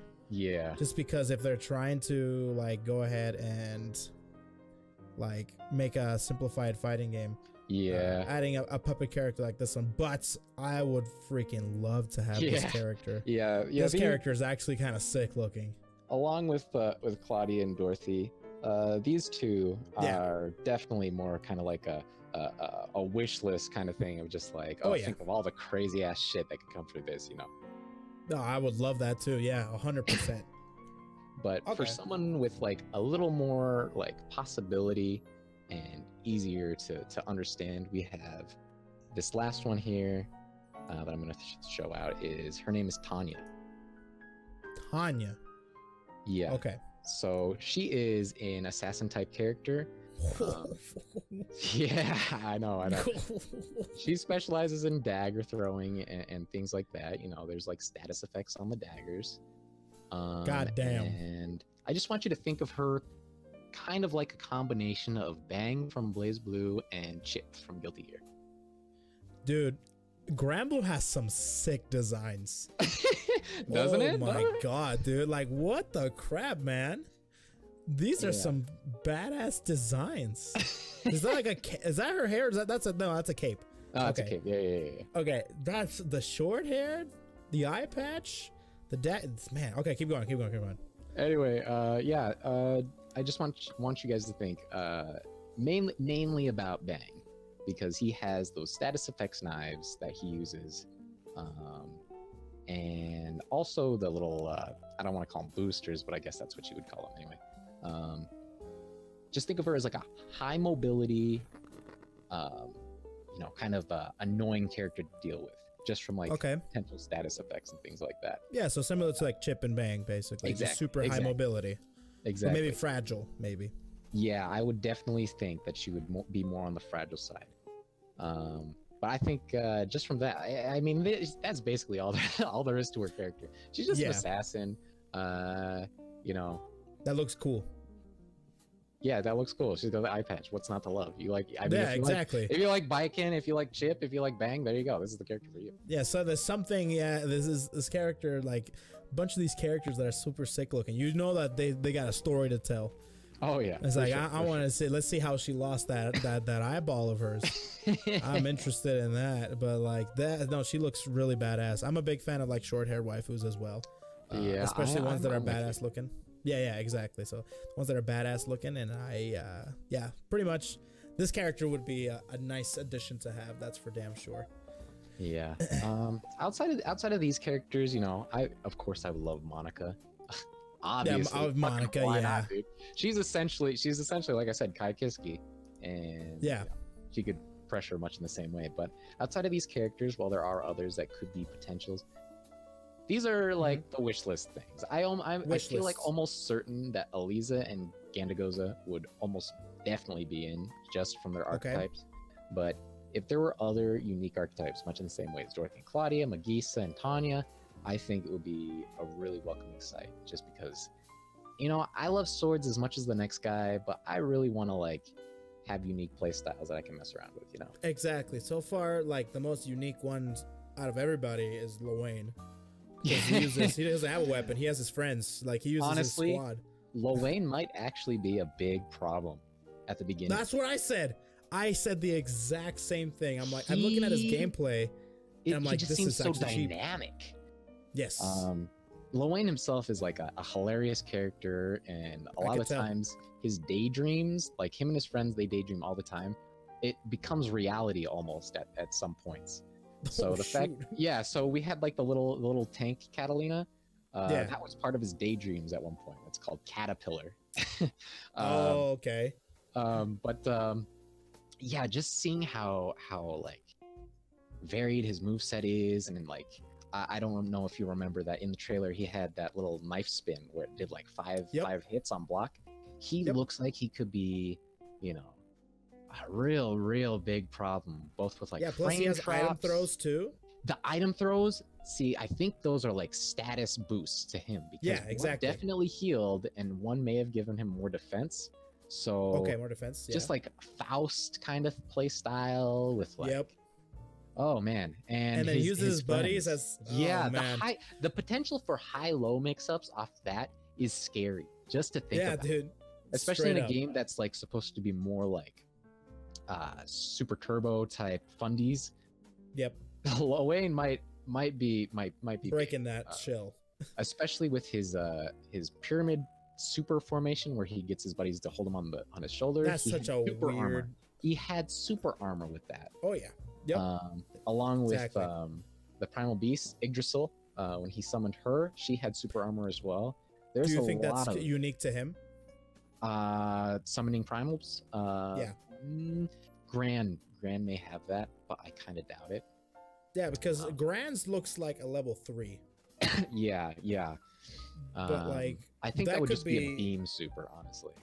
yeah, exactly. But like Lowain's, his level 3 could be like Yggdrasil. Yeah, Whatever for her name sure, for sure. I think just now starting out, the strongest characters, just from the very few like pieces of gameplay that we've seen, I would definitely put it between Catalina and Lowain. Okay, that's good.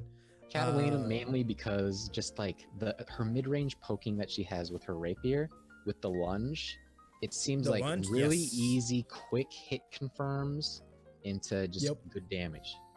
She just Into like super corner strong, carry. solid character, exactly. And then Lowain with the mix-ups for sure. He's definitely gonna be somewhat of a gimmicky character. He reminds me a little bit of like, and gimmick wise, like El Fuerte, just like how Yeah, do I I can get see this that. character? Yeah. He's definitely he's gonna be a problem, I think. If I had feel to the choose same way. anyone else outside of those two, maybe Lancelot. He seems like a Seth type character. Like, Yeah, he actually shares like some move sets from Leo in Guilty Gear. What? Really? Yeah, no, it almost looks like he has a back turn. I never So noticed that. I have to take a look at that too. I had when in the original trailer first came out, there was a bunch of people who were going like frame by frame on something, and Leo and Lancelot actually shared some moves. So it's very possible that Lancelot might be that kind of unga bunga mix up character that Leo is. Oh, that'd be in crazy. Granblue- or With a Granblue, in teleport Guilty Gear. though? Yes, that's a scary thing. That's a big That's scary. scary. Just seeing him use that teleport, I don't know if that's going to be fair. Yeah, no, exactly. Because just the wow. fact that he has that option with the potential of having a Unga bunga stuff?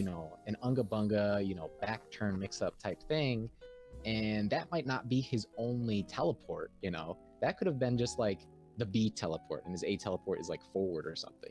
Yeah, exactly. It's him. He would definitely be, in my opinion, just so far, just from seeing the characters that we've got, all 6 or whatever. He would definitely be up there along with Catalina and Lowain, just on like the danger level of these games, for sure. All right. Well, But so those characters you didn't mention. So I really like Narmaya, like a lot. Oh yeah, I feel like she's almost guaranteed to be in. I always forget about her. She's just such a fan you think so?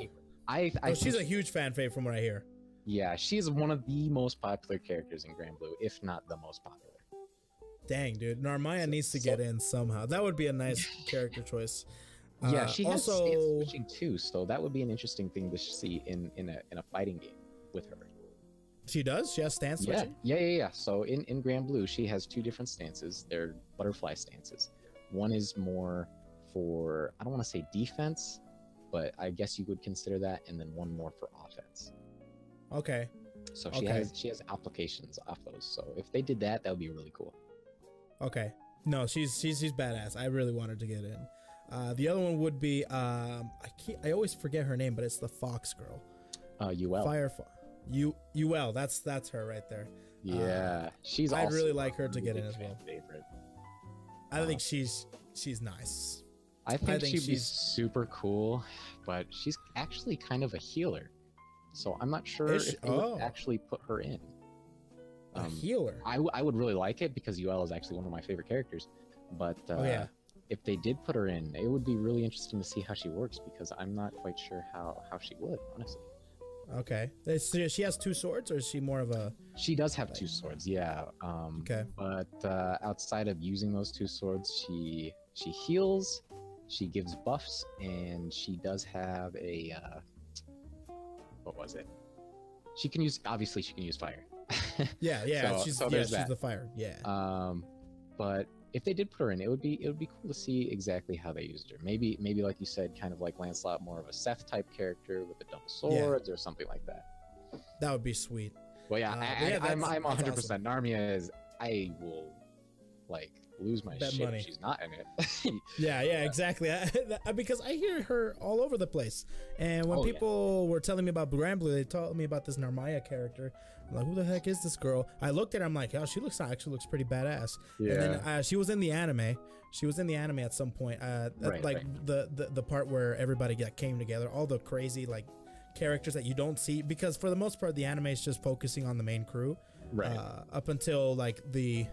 Do you think there's gonna be more crew characters as well in there? Like, for example, the pilot. What's his name? Oh, Rackham. Rackham, yeah, Rackham, and the mage chick. Io. Io, yeah, that one, yeah. So, do you think they might put in some crew members in there? I think if they did, are they that essential and such? I feel like Io is another one of those characters that would definitely be the potential for like a magic zoner, but she's also a healer as well. So that could be a thing. As for Rackham and Eugen, who are both like gun users, I think they have a better possibility than Io, for sure. Okay. If there's no other like actual like gun users, for sure one of them. Eugen, whatever his name is. Yeah, Eugen and Rackham. Rackham, okay. I think I was always thinking about that too, because I took a look at I heard about the whole symbols and such for the characters. I'm like, well, does that mean that there's not going to put in any crew members? Because I think, isn't Lowen a crew member as well? Yeah, Lowen's actually the chef. And the chef. All of these characters, they are actually technically like crew members, but they don't all like stay at the ship. They aren't always with the crew. It's kind of a come and go type of thing with them. Okay. You're not like forced to stay in the crew. If you want to head out and do your own stuff for a while, you're totally free to do it, but then you can come back whenever you want. Interesting. Okay. But technically these are all part of the crew. Yeah, technically, yeah. Technically, but you can just go adventure on your own. Right. Okay, that's interesting. All right, that's good. Well, that's a lot of characters there's a couple characters on here that I was really surprised with, that I'm really excited for if they actually get to be announced. For sure. I'm actually super surprised with all these designs. Like, they are so like they're better than like Fate Go. Some of them are just, like, easily. Are you kidding me? But there's some Fate Go characters that are freaking. There's one in particular that if there is something that matches what's his face, the Scythe guy, Vasaraga, that matches him, but I still think like the Fate Go quit. Like, have you ever heard of King Hassan? Yes, I know that. Yeah. King Hassan is by far one of my all-time favorite like characters, and Vasaraga kind of looks like him in a way. And if there is ever a character like that, I'm immediately picking him up. That King Hassan is like the granddaddy of all like assassins. Yeah, I see a bunch of meme ass shit for that motherfucker. For sure. Oh yeah. Oh my god. Oh, 100%. King Hassan is like it's pure sex, dude. I love it. But yeah, no, there's most of the designs here are like 100% like better than in Fate Go.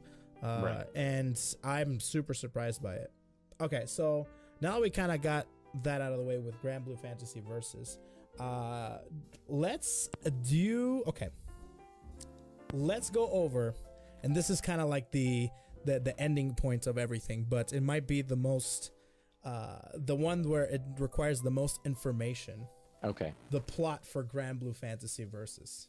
A lot of people are very interested as to what it's about, What do you do? Who are you? Who are these characters? Who are the mainstay characters? But like the plot for Granblue Fantasy, because this is the first time we're really like they're really making the attempt to cross over to the States, and a lot of people are just genuinely curious as to what the hell is this game. Basically, a lot of people are just single player nuts. Right, so, for sure. So if you could explain somewhat or summarize the plot of Granblue Fantasy, what the hell is this game? Oh boy. All right. Well, there's a bunch of overarching plots, much with like the side stories that goes into individual character motivations and things like that. But if we're going to talk about the main story, it's obviously going to be focusing primarily on Gran, Lyria, and the dragon Vern, or people call him V.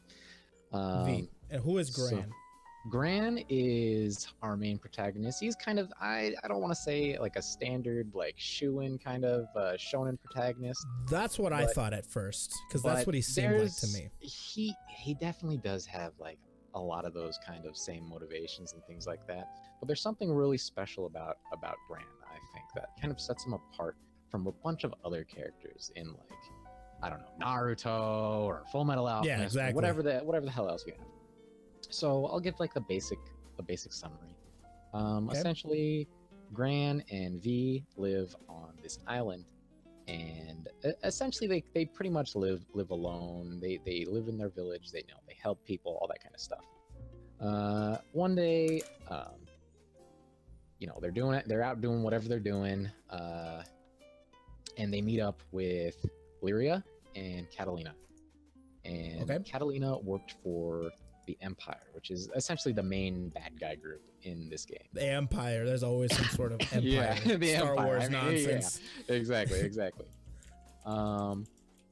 Catalina was a high-ranking member of the Empire at one point, and she was sent to guard Lyria to prevent her from escaping, but essentially had a change of heart and wanted to protect her at all costs instead, and take her away to prevent the Empire from doing like experiments and things like that on her. Because Lyria is a very special kind of individual. Okay. So they're running away, and Gran, being the good old goody two-shoes shonen kind of boy that he is, stepped in to try to help, and ended up essentially getting killed. Like, this is like a very first few chapters. Gran dies. He essentially dies. And that's right. Due to this, Lyria saved him with her powers, and now they are completely linked. If he dies, Lyria dies, and if Lyria dies, he dies. They share the same life, essentially. They share the same life, exactly. So because of this, and the power that Lyria essentially like poured into Gran is an extremely strong and powerful individual just from this, without any other things going on, without any like training or whatever. And he did, do typical like, I don't know, 100 push-ups a day, 100 sit-ups a day kind of bullshit. Yeah, he's trying to train up Saitama nonsense. Exactly. He's just a strong kid, primarily because of these powers. And he picks up things extremely quickly because of this. So with this, Lyria's the blue-haired chick, right? Lyria is the blue-haired chick, yes. He is linked with her, and they essentially are like, well, they don't have to always be together. They usually are, because Lyria can't really protect herself. And all this kind of stuff. She can summon like Primal Beasts, but that kind of goes into other things. But anyway. And what are Primal Beasts? Primal Beasts are essentially just consider them monsters of the Granblue universe. A lot of them are typically demons, some are gods, some are like angels. There's a lot of different things that go along with it. But for the main part, it's basically just monsters. And she can summon them, and Gran can also summon them with her help. But anyway, so this story goes with Gran receiving a letter from his father, who he had not seen for a long time, to tell him to meet him at the Isle of Astrals. And the Astrals are I don't want to say a long lost race, but they are a civilization that basically built the entire universe for the most part, So he wants them to meet them there. And now that Lyria and Gran are linked, you know, a lot of things happen that are, you know, typical shonen type stuff. You know, there's going to be the bad guys. They want to capture Lyria. They want to prevent Gran from reaching this isle, and all these things happen. And it's basically a story of just him traveling around with his crew, meeting up with people who either want to harm Lyria or also protect her, and dealing with a plethora of like actual like angels and gods that want to destroy her, as well as V, who is also somehow linked to Lyria. Interesting. But Lyria is also linked to Gran's father before he had even met her. So there's like a unique story interwoven between all these characters that, excuse me, that they wouldn't have even met if you know they didn't happen. You know. Yeah, of course. But yeah, it's all this stuff that goes along, and there's a lot of I don't want to say biblical allusions, but there definitely are biblical allusions. There's like Cain and Abel as characters. We have Lucifer. Yeah, there's a bunch of, you know. Okay. Yeah, of course. But yeah, the basic overarching story is just Gran needs to find his father, get things straightened out, see who he is, because Gran doesn't really know his father anyway. Okay. And dealing with Lyria herself, who is extremely important to the Astrals and the society as a large. Has he found his father at all? In the story, not yet.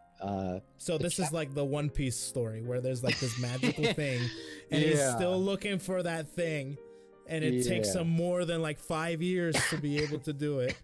Yeah. Okay, I see. So currently, I think we're on chapter 115. Wow. In the Granblue story, and we're actually getting closer and closer to reaching the point where Gran meets his father. Finally. And we've recently found out that Gran's father is like a really well-known skyfarer, which is what they call the adventurers in Granblue, skyfarers, because most of them like ride on the airships and things like that. And a I don't want to say acquaintance, but Gran's father. Can you play in the game? Can you play as a female Gran? Yes, her name's Jita. Jita. Yeah, she's the blonde-haired character with the pink dress, and I think she's a lot cuter than Gran, but anyway. Yeah, 100%. Anyway, do you think I want that to be? I want that to be a different skin for Gran, please. Like similar to what they do with like Smash and Robin. Yeah, that'd be cool. That'd be actually sick. And nonsense. They won't do it, but you know that would really gain some appreciation from us if they did. That would be sick. But yeah, that's essentially the story. We've basically learned recently that apparently Gran's father is one of the main antagonists. Oh shoot! Yeah. Is he working for the Empire? No, he's not working for the Empire. He is Darth Vader? Far leagues above the Empire in like danger. Oh shoot! Okay. Yeah, so he's like he's a big boy. He is a big bad boy. Okay. but yeah, that's the basic story. Okay. Basic overview of the story, pretty much, right? Yeah, and then all other like events or side stories are just like, you know, they're expanding on separate characters in the crew and their struggles and things like that. Yep. Okay, that's nice. And then for the most part, who are the main throughout the story? Who are the main people that you're always basically going to be seeing? You're always going to be seeing one Gran, Lyria, and V, obviously, but Catalina, Io, Rackham, Eugen, Rosetta, who is a Primal Beast herself, and also for the crew. Yeah, she's like. Let me get a pic of Rosetta. I'm in Google, so I'll look her up. Okay. Let's see, and then. We have. Oh, she's in the show as well. Okay. Yeah. And then we have the Enforcers, which is the group that Monica belongs to, and the Enforcers are part of the crew as well. You'll see them. Yes. Some of them are part of the crew.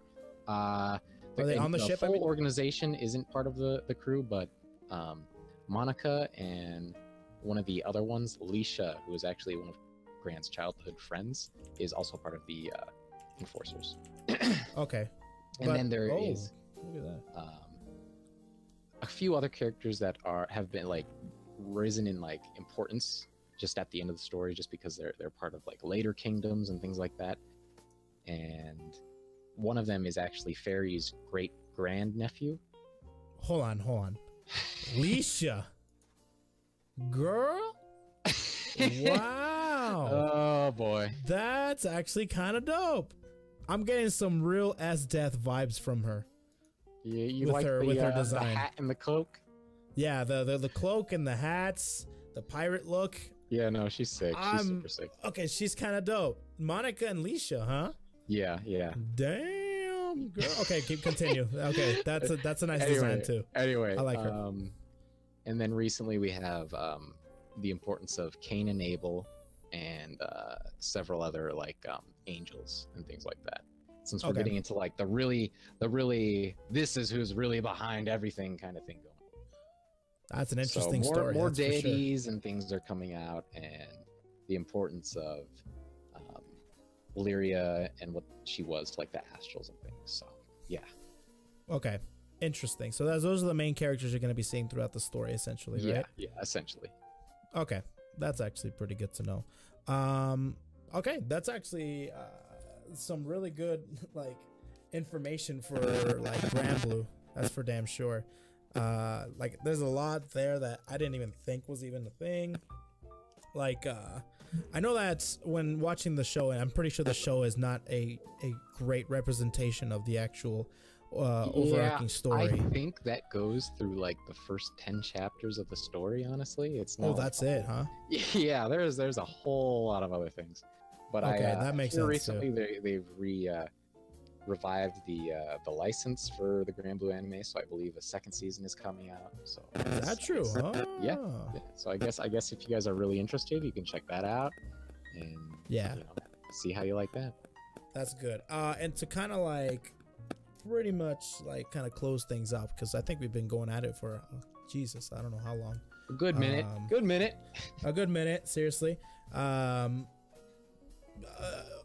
One last thing, not one last thing, but I want to know, just as a fun little thing, seeing how much you know me. Think of 5 characters. Okay. And it could be characters that we've already mentioned, if you want, that you think that I'd like in Granblue, just in the Mobage. In the Mobage. In general. Do you think like if I see her in like as a raid up or something, I'm like, let me get the wallet real quick. So give me 5 characters. 5 characters. Well, definitely Fairy for one. Fairy? Okay. Fairy, yeah. Her design in Versus is the slightly older one. She recently got a new design. It's called they call the limited story characters grand versions of these characters. So if you search Fairy Grand, you'll see what I'm talking about. But Fairy for sure. Okay. You're not necessarily wrong. Okay. But keep going. Let's see. Yeah, definitely Alicia for sure. Okay. Let me see. So she is actually somebody you roll for. Yes, Alicia, like just think of all like the main story characters. If they are SSRs, they are limited characters, and they have only specific banners where they're released. So I think it's not like Catalina, pretty much, right? Oh no, Catalina is a grand character as well. She's only available in certain. Okay, so in the story, right? Yeah. But they just recently released like a story version of Fairy that everybody gets. Is that am I understanding that correctly? If you roll for her and you get her, yeah, then you get her. But oh, okay, no, okay. So it's not like Catalina where you like they give you her, right? Or like a welfare servant, or like I'm sorry, not welfare servant. A welfare servant. Yeah. No. The SSRs, there are no like story SSRs that you get just from playing the story. Okay. In side stories and events, there are SSR characters, but all like main story characters, like the Grand Lyria type characters, they will be like limited. Yeah, They'll only be Okay. available at certain times. In the Anyway. in the gacha. Yeah. 3 other ones. Oh, Jesus Christ. Yeah. I think you would. Oh shit, man. Yeah. There's dude. so Let fucking me many. see. There's so fucking many. I think you would be a big fan of Kukuru. Who? Kukuru. I posted her right in the chat there. Okay, let me take a look at this. Kukuru. Let me see this. Oh damn! You know how I like my berets. Yeah. You know how I like my she's berets a gunslinger. here. She like carries fucking Gatling guns and shit around. She's cool. Okay, that's kind of sick actually. Holy crap! So she has 2 guns or 1 gun? I see 2 holsters. She has 2 guns and a Gatling gun. And a Gatling gun, as in like like. a straight up like turret. Okay, so it's like Noelle, pretty much. Yeah, pretty much. She Pretty much. can- well, like, Noelle This is can actually combine- Noelle. Yeah, this is basically Noelle. This is legit Noelle. Okay, I like her. Noelle, yeah. She's actually kind of sick. To be honest, I like her design more than Noelle. Damn, these Granblue designs are just on point, dude. I know, right? I know. They're on point. She's got belts. Oh man. Yeah, we got Damn. Final Fantasy designers in here and shit. Yeah, Wow, dude, seriously, like damn, Japan. All right, good stuff. Rose petals. Shit, dude, look at that. Let's see. I like If that. I had to, I'm gonna choose 2 guy characters now. Okay, let me see, because that's actually like hella hard. Yeah. Like I'm you have to gonna- have like a bison-looking mother fifer to be able to ruffle my feathers, like a badass. Okay, go for it. Okay. But that guy, what's his face again? I can like Vasaraga? Vasaraga. Yeah, that guy is real. I'm very interested in that character. That character is actually like badass. Let me think here really quick. Okay. Because I know you do enjoy your kind of like cheesy Power Rangers kind of guys too. Mm-hmm. Pretty sure. Cheesy Power Rangers kind of guy. Hold on. Like what? you like you're a Kamen Rider type guy, aren't you? No. No. Okay, No. then I totally misjudged. No. I totally misjudged. No. Common right? No. I think I know exactly what you're basing that off of, because there is in the Discord, is our local Discord, and they were talking about Kamen Rider, and I'm just like, I come in, it's like, isn't Kamen Riders like a Japanese Power Rangers? And I'm like, and then people start discussing and crap. I have no clue anything. I don't know anything about Kamen Rider, and nor do I give an absolute rat's ass about Kamen Rider. Like the Power Rangers game looks such like a booty game that I'm not even gonna pick it up. I used to watch Mighty Morphin. That and game actually looks like fucking ass, dude. Holy shit. It doesn't look good. I'll tell you that right now. And apparently they're releasing it like this week or like next week or something. It looks Did you hear about unfinished. It looks unfinished. Unfinished as hell.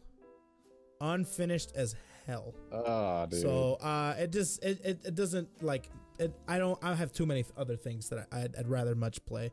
But I like Power Rangers, but like not to the extent of like, oh my god, give me a freaking like dude with a helmet and I'm in there, dude. All right. I totally misjudged. That was my bad. That's okay. That's all right. All right. Forget the guy characters then. We'll go back to. Is there a lot of Kamen Rider type characters? I mean, there's a Granblue? couple. There's definitely a couple. Okay. But okay. I've got 2 here, and I'm like almost... Vasaraga is actually like real tickles my fancy, because like I said, it gives me a King Hassan looking feeling. Listen, his second outfit is actually, I think I saw it. He doesn't have the mask on the second one, right? He has bandages across his face. And That's shit right. Like that. Yeah. Yeah. While you were talking, I like look up other pictures and crap. But yeah, he looks really nice. All right. Here's a couple of the characters that I think are your general aesthetic. Here we've got Ilsa.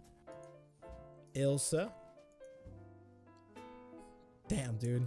And she's another kind of, I think she's more similar to Noelle, like fighting style, than Kukuru is. I like that. Man, you really nailed down the anthropomorphic character. Huh? She's actually Zeta and Vasaraga's commander.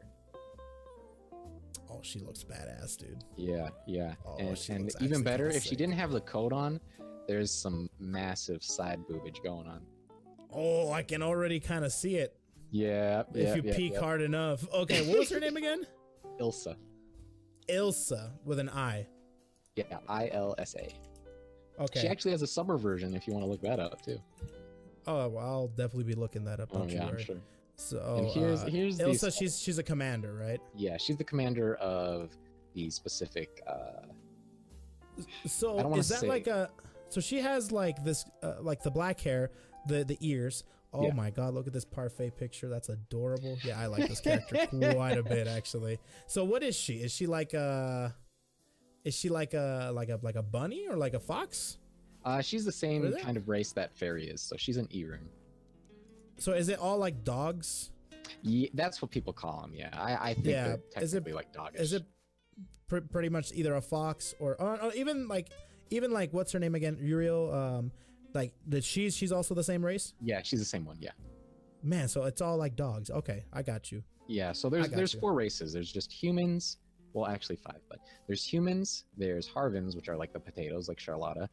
Okay. There's Eruns that are like the dogs, and then there are drafts, which are the characters with the horns on their heads. Okay, the horns. Yeah. Okay. So yeah, those. I actually really like this character, dude. Holy crap! And here's this other one that I think you'd like. This is Dark Angel Olivia. Hold on, give me a second. Tell me a little more about Ilsa. So she's a commander, and she. So what? She has like braids. What are those things? Is that like a yellow? Or is that a rope that she has? I'm actually not too sure what those are. I've been wondering them myself. It might be part of her outfit. Costume. I don't think they're braids. Yeah. Okay. She's very. This is actually a character that I think if she was available to play in Granblue Versus, you would probably like fucking come immediately, dude. So literally, this is she's like, oh God, this is like the probably one of the most pandery characters I think is in the fucking game, honestly. Pandery? What is that? Well, okay, listen. Okay. How do you feel about women stepping on you? Oh shoot. Okay. I don't really like it. No. It's like whatever, but like as a meme, I always endorse it. Okay, but how do you feel about her doing that, but also having a soft side where she complains about wanting to find a man and wants to get married really bad? This is the character for you, Hermes. I'm sorry. Oh my God! So she's got that desperate side, yeah, but also having that sadist. Yeah, like, think of her as like a complex boot camp instructor that really just wants to get fucking married. She just needs a D in her life, basically, right? More or less. Yeah. She just needs the D. Is that what she basically is? That's pretty good. But she's I already love this character, so it doesn't matter. Like I love this character's actually kind of sick. Like I freaking. As like I'm taking a look at her like her stance in like Granblue as well. Yeah. And it looks badass. Like if I would be like, if someone told me it's like if you could remodel Noelle, how would you be like? It'd probably be like just put in Ilsa. Like straight up. Like she is actually like freaking dope. Yeah, no, I like Ilsa's definitely super sick. Okay. Let's stop there before I continue on. I need to reduce this this erection. So let's go back. And what's another character? You said who? I sent in Dark Angel Olivia. Dark Angel Olivia. Yeah, I posted it in the chat. There we go. Okay, so she's a raft.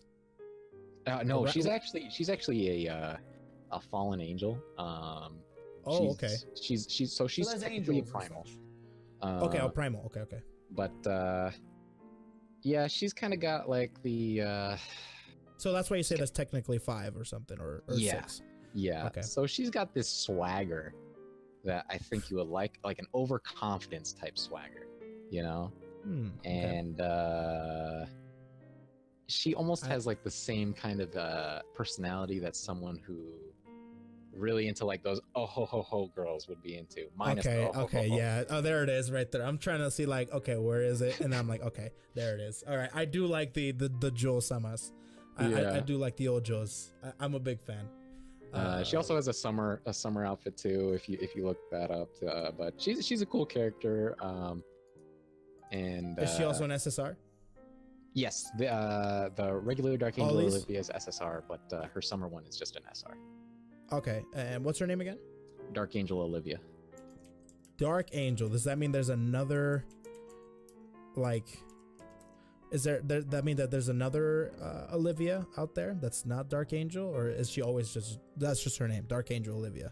Well, she was like is this like regular Angel? Yeah. There was a regular Angel of her. She was the regular Angel until she like, it goes to past a lot of side event type stuff that explains it. But yeah, she was a regular Angel and now she's fallen. So it's basically she's a bad girl. She's naughty. Yeah, she's a little naughty. She's a little naughty. All right, that's all right. I see you. You know me too well. Well, yeah, those are the 5 that I think you would be pretty adamant about getting. 100%. Okay, I like that. Yeah, not too bad. Ilsa really hit it on the mark, but I like these characters too. The Fallen Angels, Fallen Angel characters are pretty nice. You just really like the tight pant type characters, don't you? The tight pants, sure. What is that? Yeah. Yes. Okay, now I know what you mean. Yeah. Sure. But like, I also like, you know, badass characters too. Whatever. Yeah, she's like, actually a really fucking sick character. Okay, give me a bonus character real quick. I actually am interested. Bonus character, huh? Give me a bonus character. Oh, jeez. Bonus character. Oh man, you really put me on the spot here. Okay. Bonus character. I would probably say. I've got one in mind. Okay. Give me 1 second here. And if you got multiple, just throw them all out, dude. If I got multiple, oh shit. Like if you're thinking, yeah, whatever. Yeah. Let's see. So taking a look at it, man, Elsa's so sick. That's so sick. And to be honest, like the other chick, what was her name again? Dark Angel Olivia? No, the other one. The other Noelle character. Kukuru. Kukuru, yeah. Kukuru's cool, but like, dude, Ilsa is nice. Okay, I've got 2 here for you. I've got 2 here. Okay. I think these are pretty Hermes type related characters. Oh shoot. Personally, okay. Personally. Okay. You might dispute it, but I think you'd be about it.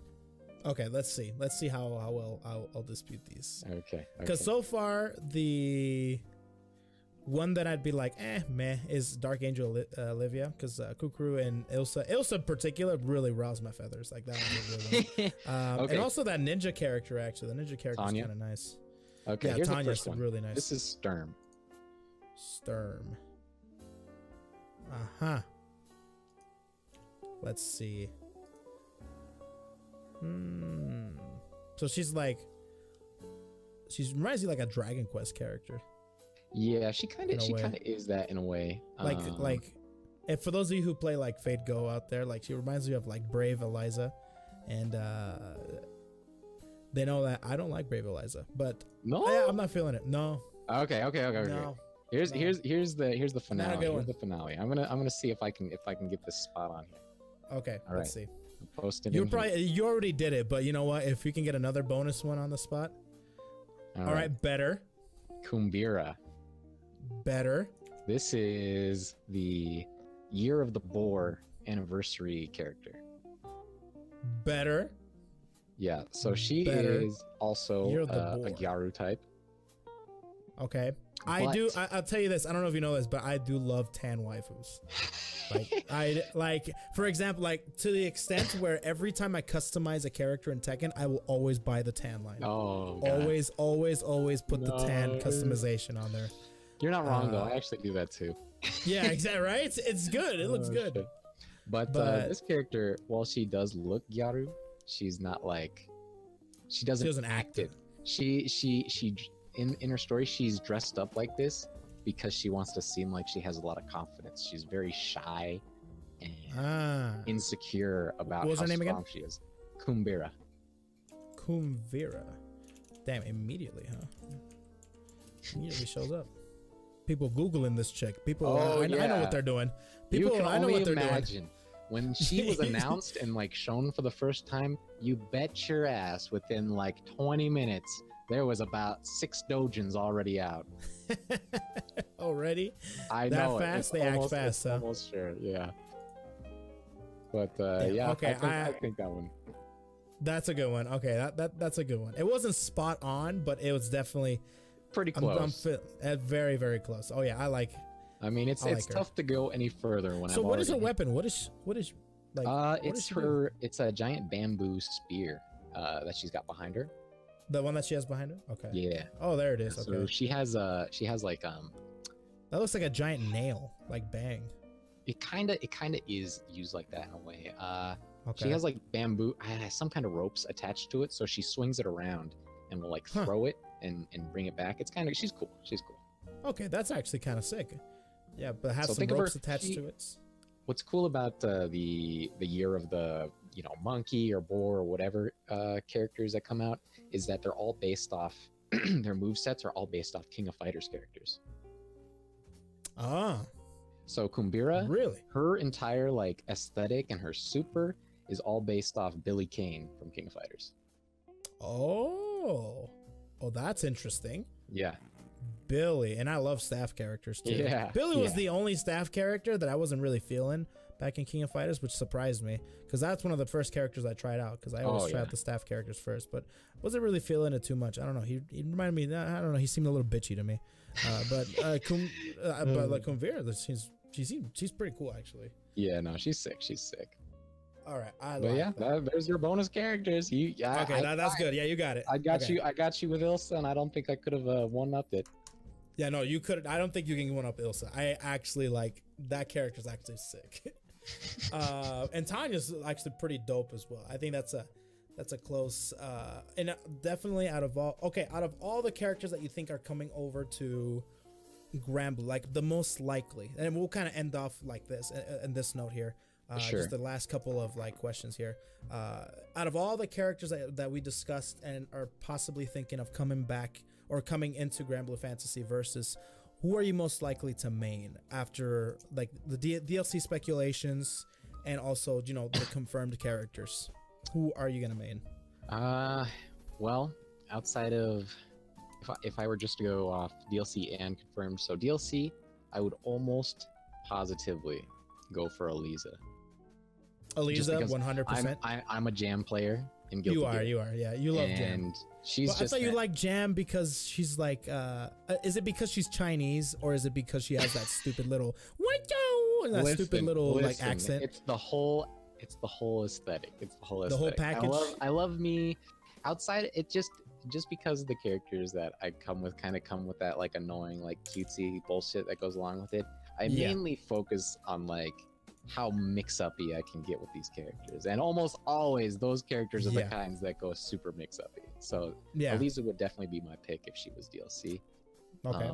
Otherwise, for confirmed characters, most likely Catalina. Catalina for sure. Yeah. Okay, that's the character you really wanted to play. Yeah, for the most part, Catalina seems like she's gonna be like a very fundamentals character too. Oh, for sure. So she's gonna be pretty good when it comes to just like spacing and punishing and also like good Oki, I think, especially if she does have a fireball. For Oki sure. she's gonna have really good Oki if that's the case. So okay, that's actually pretty good. That's pretty good. For me, like of all the confirmed characters, especially the ones that you just mentioned right now, the one that I'm definitely like feeling, DLC and everything. First of all, if they somehow include Ilsa, how likely is Ilsa possibly going to be in there? I think she's a very popular character, obviously. Oh, is she? And okay. and the fact that she is like a gun user and there's not like a whole lot of confirmed like ranged type characters in the first place, I think it would be an okay like assumption to make that. I'd like it if she was rushed down. You know how I like to go in. She would very, very much be very similar to Noelle, almost 100%. Okay, sick. That would be amazing. But definitely like of the confirmed roster, I'm actually really like looking forward to if the character. What's her face again? Matera. Yeah. Yeah, Matera. If she went in there, I really like bow and arrows, like I said. So she would be really, really cool to actually have. If not, it would either be. I definitely want to give. What's his name? Gargantuan. Vasaraga. Vasaraga, that's the one. Vasaraga. I'd like it if like. I'd like to try him out. He gives me good vibes. Try him out, but for the most part, it's either gonna be her or Fairy, because the whip type characters, and she has like those ghost animals too. Yeah, she's a very like potential with like Zappa and Guilty Gear slash. Interesting. You know, I've just never general, played like, Zappa or. characters.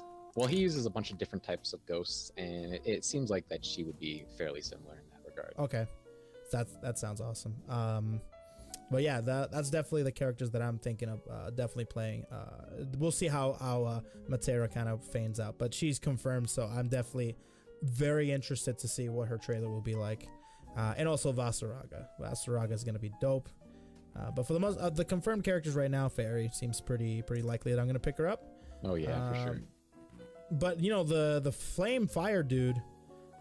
Seems pretty cool too, actually. Yeah, Percival. Yeah, he seems pretty cool too. I think it would be a really interesting character for sure. Man, these characters actually are sick, man. These characters are actually sick. Like all these characters, and that's what the thing I like about small rosters as well is that you can try out the entire roster starting off. Yeah. But hopefully they pull a KI and they just expand like crazy. Spam DLC. Yeah, just everything. Make everything DLC. Sure, why not? I mean, that's give me Terry Bogard in this game as well. Guest character. He's in everything anyway. You know, him and Fior. I mean, if they're gonna put guest characters, they might put a Guilty Gear character, if anything. That'd be cool. That'd be cool. Like Soul Bad Guy or something. I'm still holding out for Soul and Tekken 7, dude. Soul and Tekken. Are you one of those? That would be really sick. I mean, they've already got Noctis. How different could it be? I'm gonna categorize you in the same place that I categorize the people that want Sora in Smash Brothers. Oh no! Like, don't do that, dude. Please, no. Soul and Tekken. Oh god. Yeah, I'm like, what are you guys doing? Or like those guys who say Goku in Smash, dude. No. Oh no, those are another one too. Oh, those guys are beyond hope, dude. Those guys. Yeah, they're beyond help. Those like give them a degree stick or something because they're probably gonna need it. Okay, so all right, so that's actually pretty cool with the roster. And then to kind of close it out, last thing as well. I think that's pretty much it. I wanted to kind of add. Oh, you know what? We'll do it. This will be the closing remarks here. Okay. Tell me about Fairy. Like, give me her backstory. Her backstory? Yeah. Tell me. Okay. Tell me about Fairy. So Fairy, so she is dead. Yeah, she's dead. I know that. That much. Yeah. She's basically died while waiting for her younger sister to get back home. Okay. And who's her younger sister? We really don't know anything about her younger sister. Oh, we don't know that. Okay. She's either already dead or that she's very, very old. Okay. But she became a restless spirit pretty much, and she's pretty much dead set on finding her again, so she can rest peacefully with the rest of her family. Have you seen the Hot Springs Yuna anime? Hot Springs Yuna? No, I haven't. Okay, never mind. Don't worry about it. Keep going. Oh, I'm scared. Don't worry now. about it. For those of you who know, that you know. Okay, keep going. Okay. She's the great grandaunt of one of the main characters. So great grand aunt? Yeah, the grandaunt. Who for who? The character's name is Drang, D-R-A-N-G. Okay. He's kind of like he's a main character, but he's not really part of the crew. But yeah, I need to see a picture. Who is Drang? I'll look it up real quick here. He's voiced by the guy who does Gintoki as well. So if you're into that guy's voice, yeah, hell yeah, you'll love Gintoki? Who's Gintoki? Gintama. Oh, is that the main character for Gintama? Yeah, I don't. Oh, are you talking about Ragna's voice actor? That's Ragna's voice actor. Yeah, is it really? I've heard. Yeah, okay, that's Ragna. Same voice then. Yeah. Okay. That's he's cool. No, I like that voice actor a lot. And I've seen a bunch of clips from Gintama, and it's hilarious. So. But yeah, she has. What's his name again? Drang. Drang. Okay, go ahead. But yeah, she has ghost pets, as you guys can see, and one of the funny things he's is, in the anime actually. Yeah. Yeah, he's in the actual. Yeah, he's one of those. Oh, that's interesting. Okay. Yeah. That's Fairy is his great aunt. What's the chick that's there's a chick that's always with him, red hair. The red-haired one, that's Sturm. Oh, that's Sturm. Okay. Yeah. Okay. Yeah. Oh, okay. Everything's making sense now. Okay, keep going. But outside of that, she's just cute. Does she travel with cute. the actual crew? She does travel with the crew. She actually does travel with the crew. Okay. And she's scared of ghosts. While being her ghost herself. While being a ghost herself, yeah. Oh boy, here we go. But to be honest, that archetype kind of annoys me always. It always has annoyed me. What's weird about her is that she's actually, while she is a ghost, she has a physical body as well. I'm not quite sure how that really works out, but you know, okay, anime, I guess. I don't know. I guess. But she's a ghost, but she can, she can she can touch things, and she can she eat and everything? Yeah, she can eat. People can touch her, you know, all that kind of stuff. Yeah, stupid anime. Yeah. But yeah, that's basically Fairy, story-wise. Okay, that's actually not too bad. I always thought, because I was under the understanding, but I may have misinterpreted like everything, because I thought she was like Grand's great aunt. No. At first, and I think that would have made it a lot more interesting. But that's actually not too bad. But for the most part, she looks aesthetically, I think she looks really cool. Yeah, with the ghost animals and the whip, of course. So is that like her main like motivation for setting out with Grant, to find the sister of hers? Yeah, initially, and then it was just kind of like, you know, she's there was a point where they beat some primal beast that was keeping a lot of dead spirits alive, and she was worried that she was gonna die after, or well, not die, but disappear after they defeated her.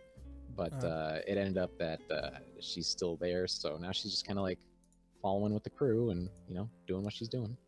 Doing whatever she's doing. Okay. Yeah.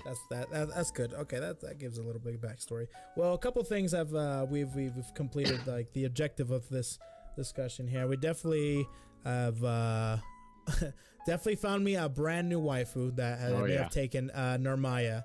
I actually really am liking this chick over Narmaya quite a bit, actually. Dude, she's so sick looking. Like, she's so dope. So definitely that's that. We kind of got a little bit of an understanding as to what characters are coming over to Granblue and what the game is all about and such, and how to play it essentially. So I'll definitely be playing some more of it. I have to get through the story. I never had a chance, because the thing about Fate Go right now is that I'm at the point where I'm caught up with the story, and I basically just grind. Yeah. I'm a grind master. I just basically go through side events and I grind for materials and all that stuff. And right now I'm at a point with Granblue where I try to sit down and just read through the story, because I actually am very interested in the story too. Yeah. And I haven't had the opportunity to. So hopefully I will do it. Well, I think that would be a pretty good a stream there. I'd be more than willing to hop on and talk shit about the story or whatever. Yeah, the story while we go through it. Yeah, for sure. While we go through it and everything. I know that the relink I would think would be super nice. That would be a lot of fun to play. That'd be super fun to play with a group of us. And just have a good time. So I didn't know it had co-op, so that's awesome. Oh yeah, for sure. And I did see a picture of the bow and arrow character, Matera, in relink. Yeah, I think she's in it actually. If she's playable, I'm in there. Oh, We're God. in there. I actually think, dude, she's like a good thought. Like that's good. She's a good thought. She's a good thought. I don't know if there is such thing, but if there is such thing, Matera for sure. Oh, Jesus. All right. Well, first of all, I want to thank you for hopping on, spending I think we've gone over 2 hours. Yeah, something like that for sure. Just nonsense that we've been doing. For the most part, do you want to have anything else to say to the people of the YouTubes? I guess, well, thanks for having me. I stream on Twitch occasionally. I play Tekken. I'm at twitch.tv/LanaDelMake. LANADELMAEK. So that's the official one that you stream on. I know you have like 3 different Twitch channels. Yeah. If you happen to be in the Utah area, I am the TO for the tournament scene here. If you want to get in touch with me, we can talk and we can get you into tournament stuff and, you know, get things going. Yeah, if any of you want to, I know that there's been a couple people, actually I forgot to tell you this, but there's been a couple people in my Twitch chats and my YouTube channel. It's like, oh shoot, you're from Utah and stuff. So if you're one of those guys that are from Utah and everything and you need to get it, if you want to have a scene, we got a scene already here for you. So just contact me via Twitter or even in the, yeah, Twitter actually is the best place to do it. And I'll get you in to the thing, because we're always looking to expand the scene. Oh yeah, for sure. That's always huge. So, all right, awesome. So your Twitter has been up on this video the entire freaking time. Shit. So hopefully they go over there, and this guy is looking. I constantly gets those raid requests on YouTube constantly, and I'm like, damn, dude, I wish I was good enough. And I would help out Mark, but damn. So yeah, good having you, man. Thanks for having me. We'll definitely see more of you because we're thinking about doing a podcast soon. Oh yeah, so for sure. That would be that's gonna be pretty fun. And yeah, appreciate you coming on by, Mark. Well, thank you very much, and I'll see everybody another time, I guess.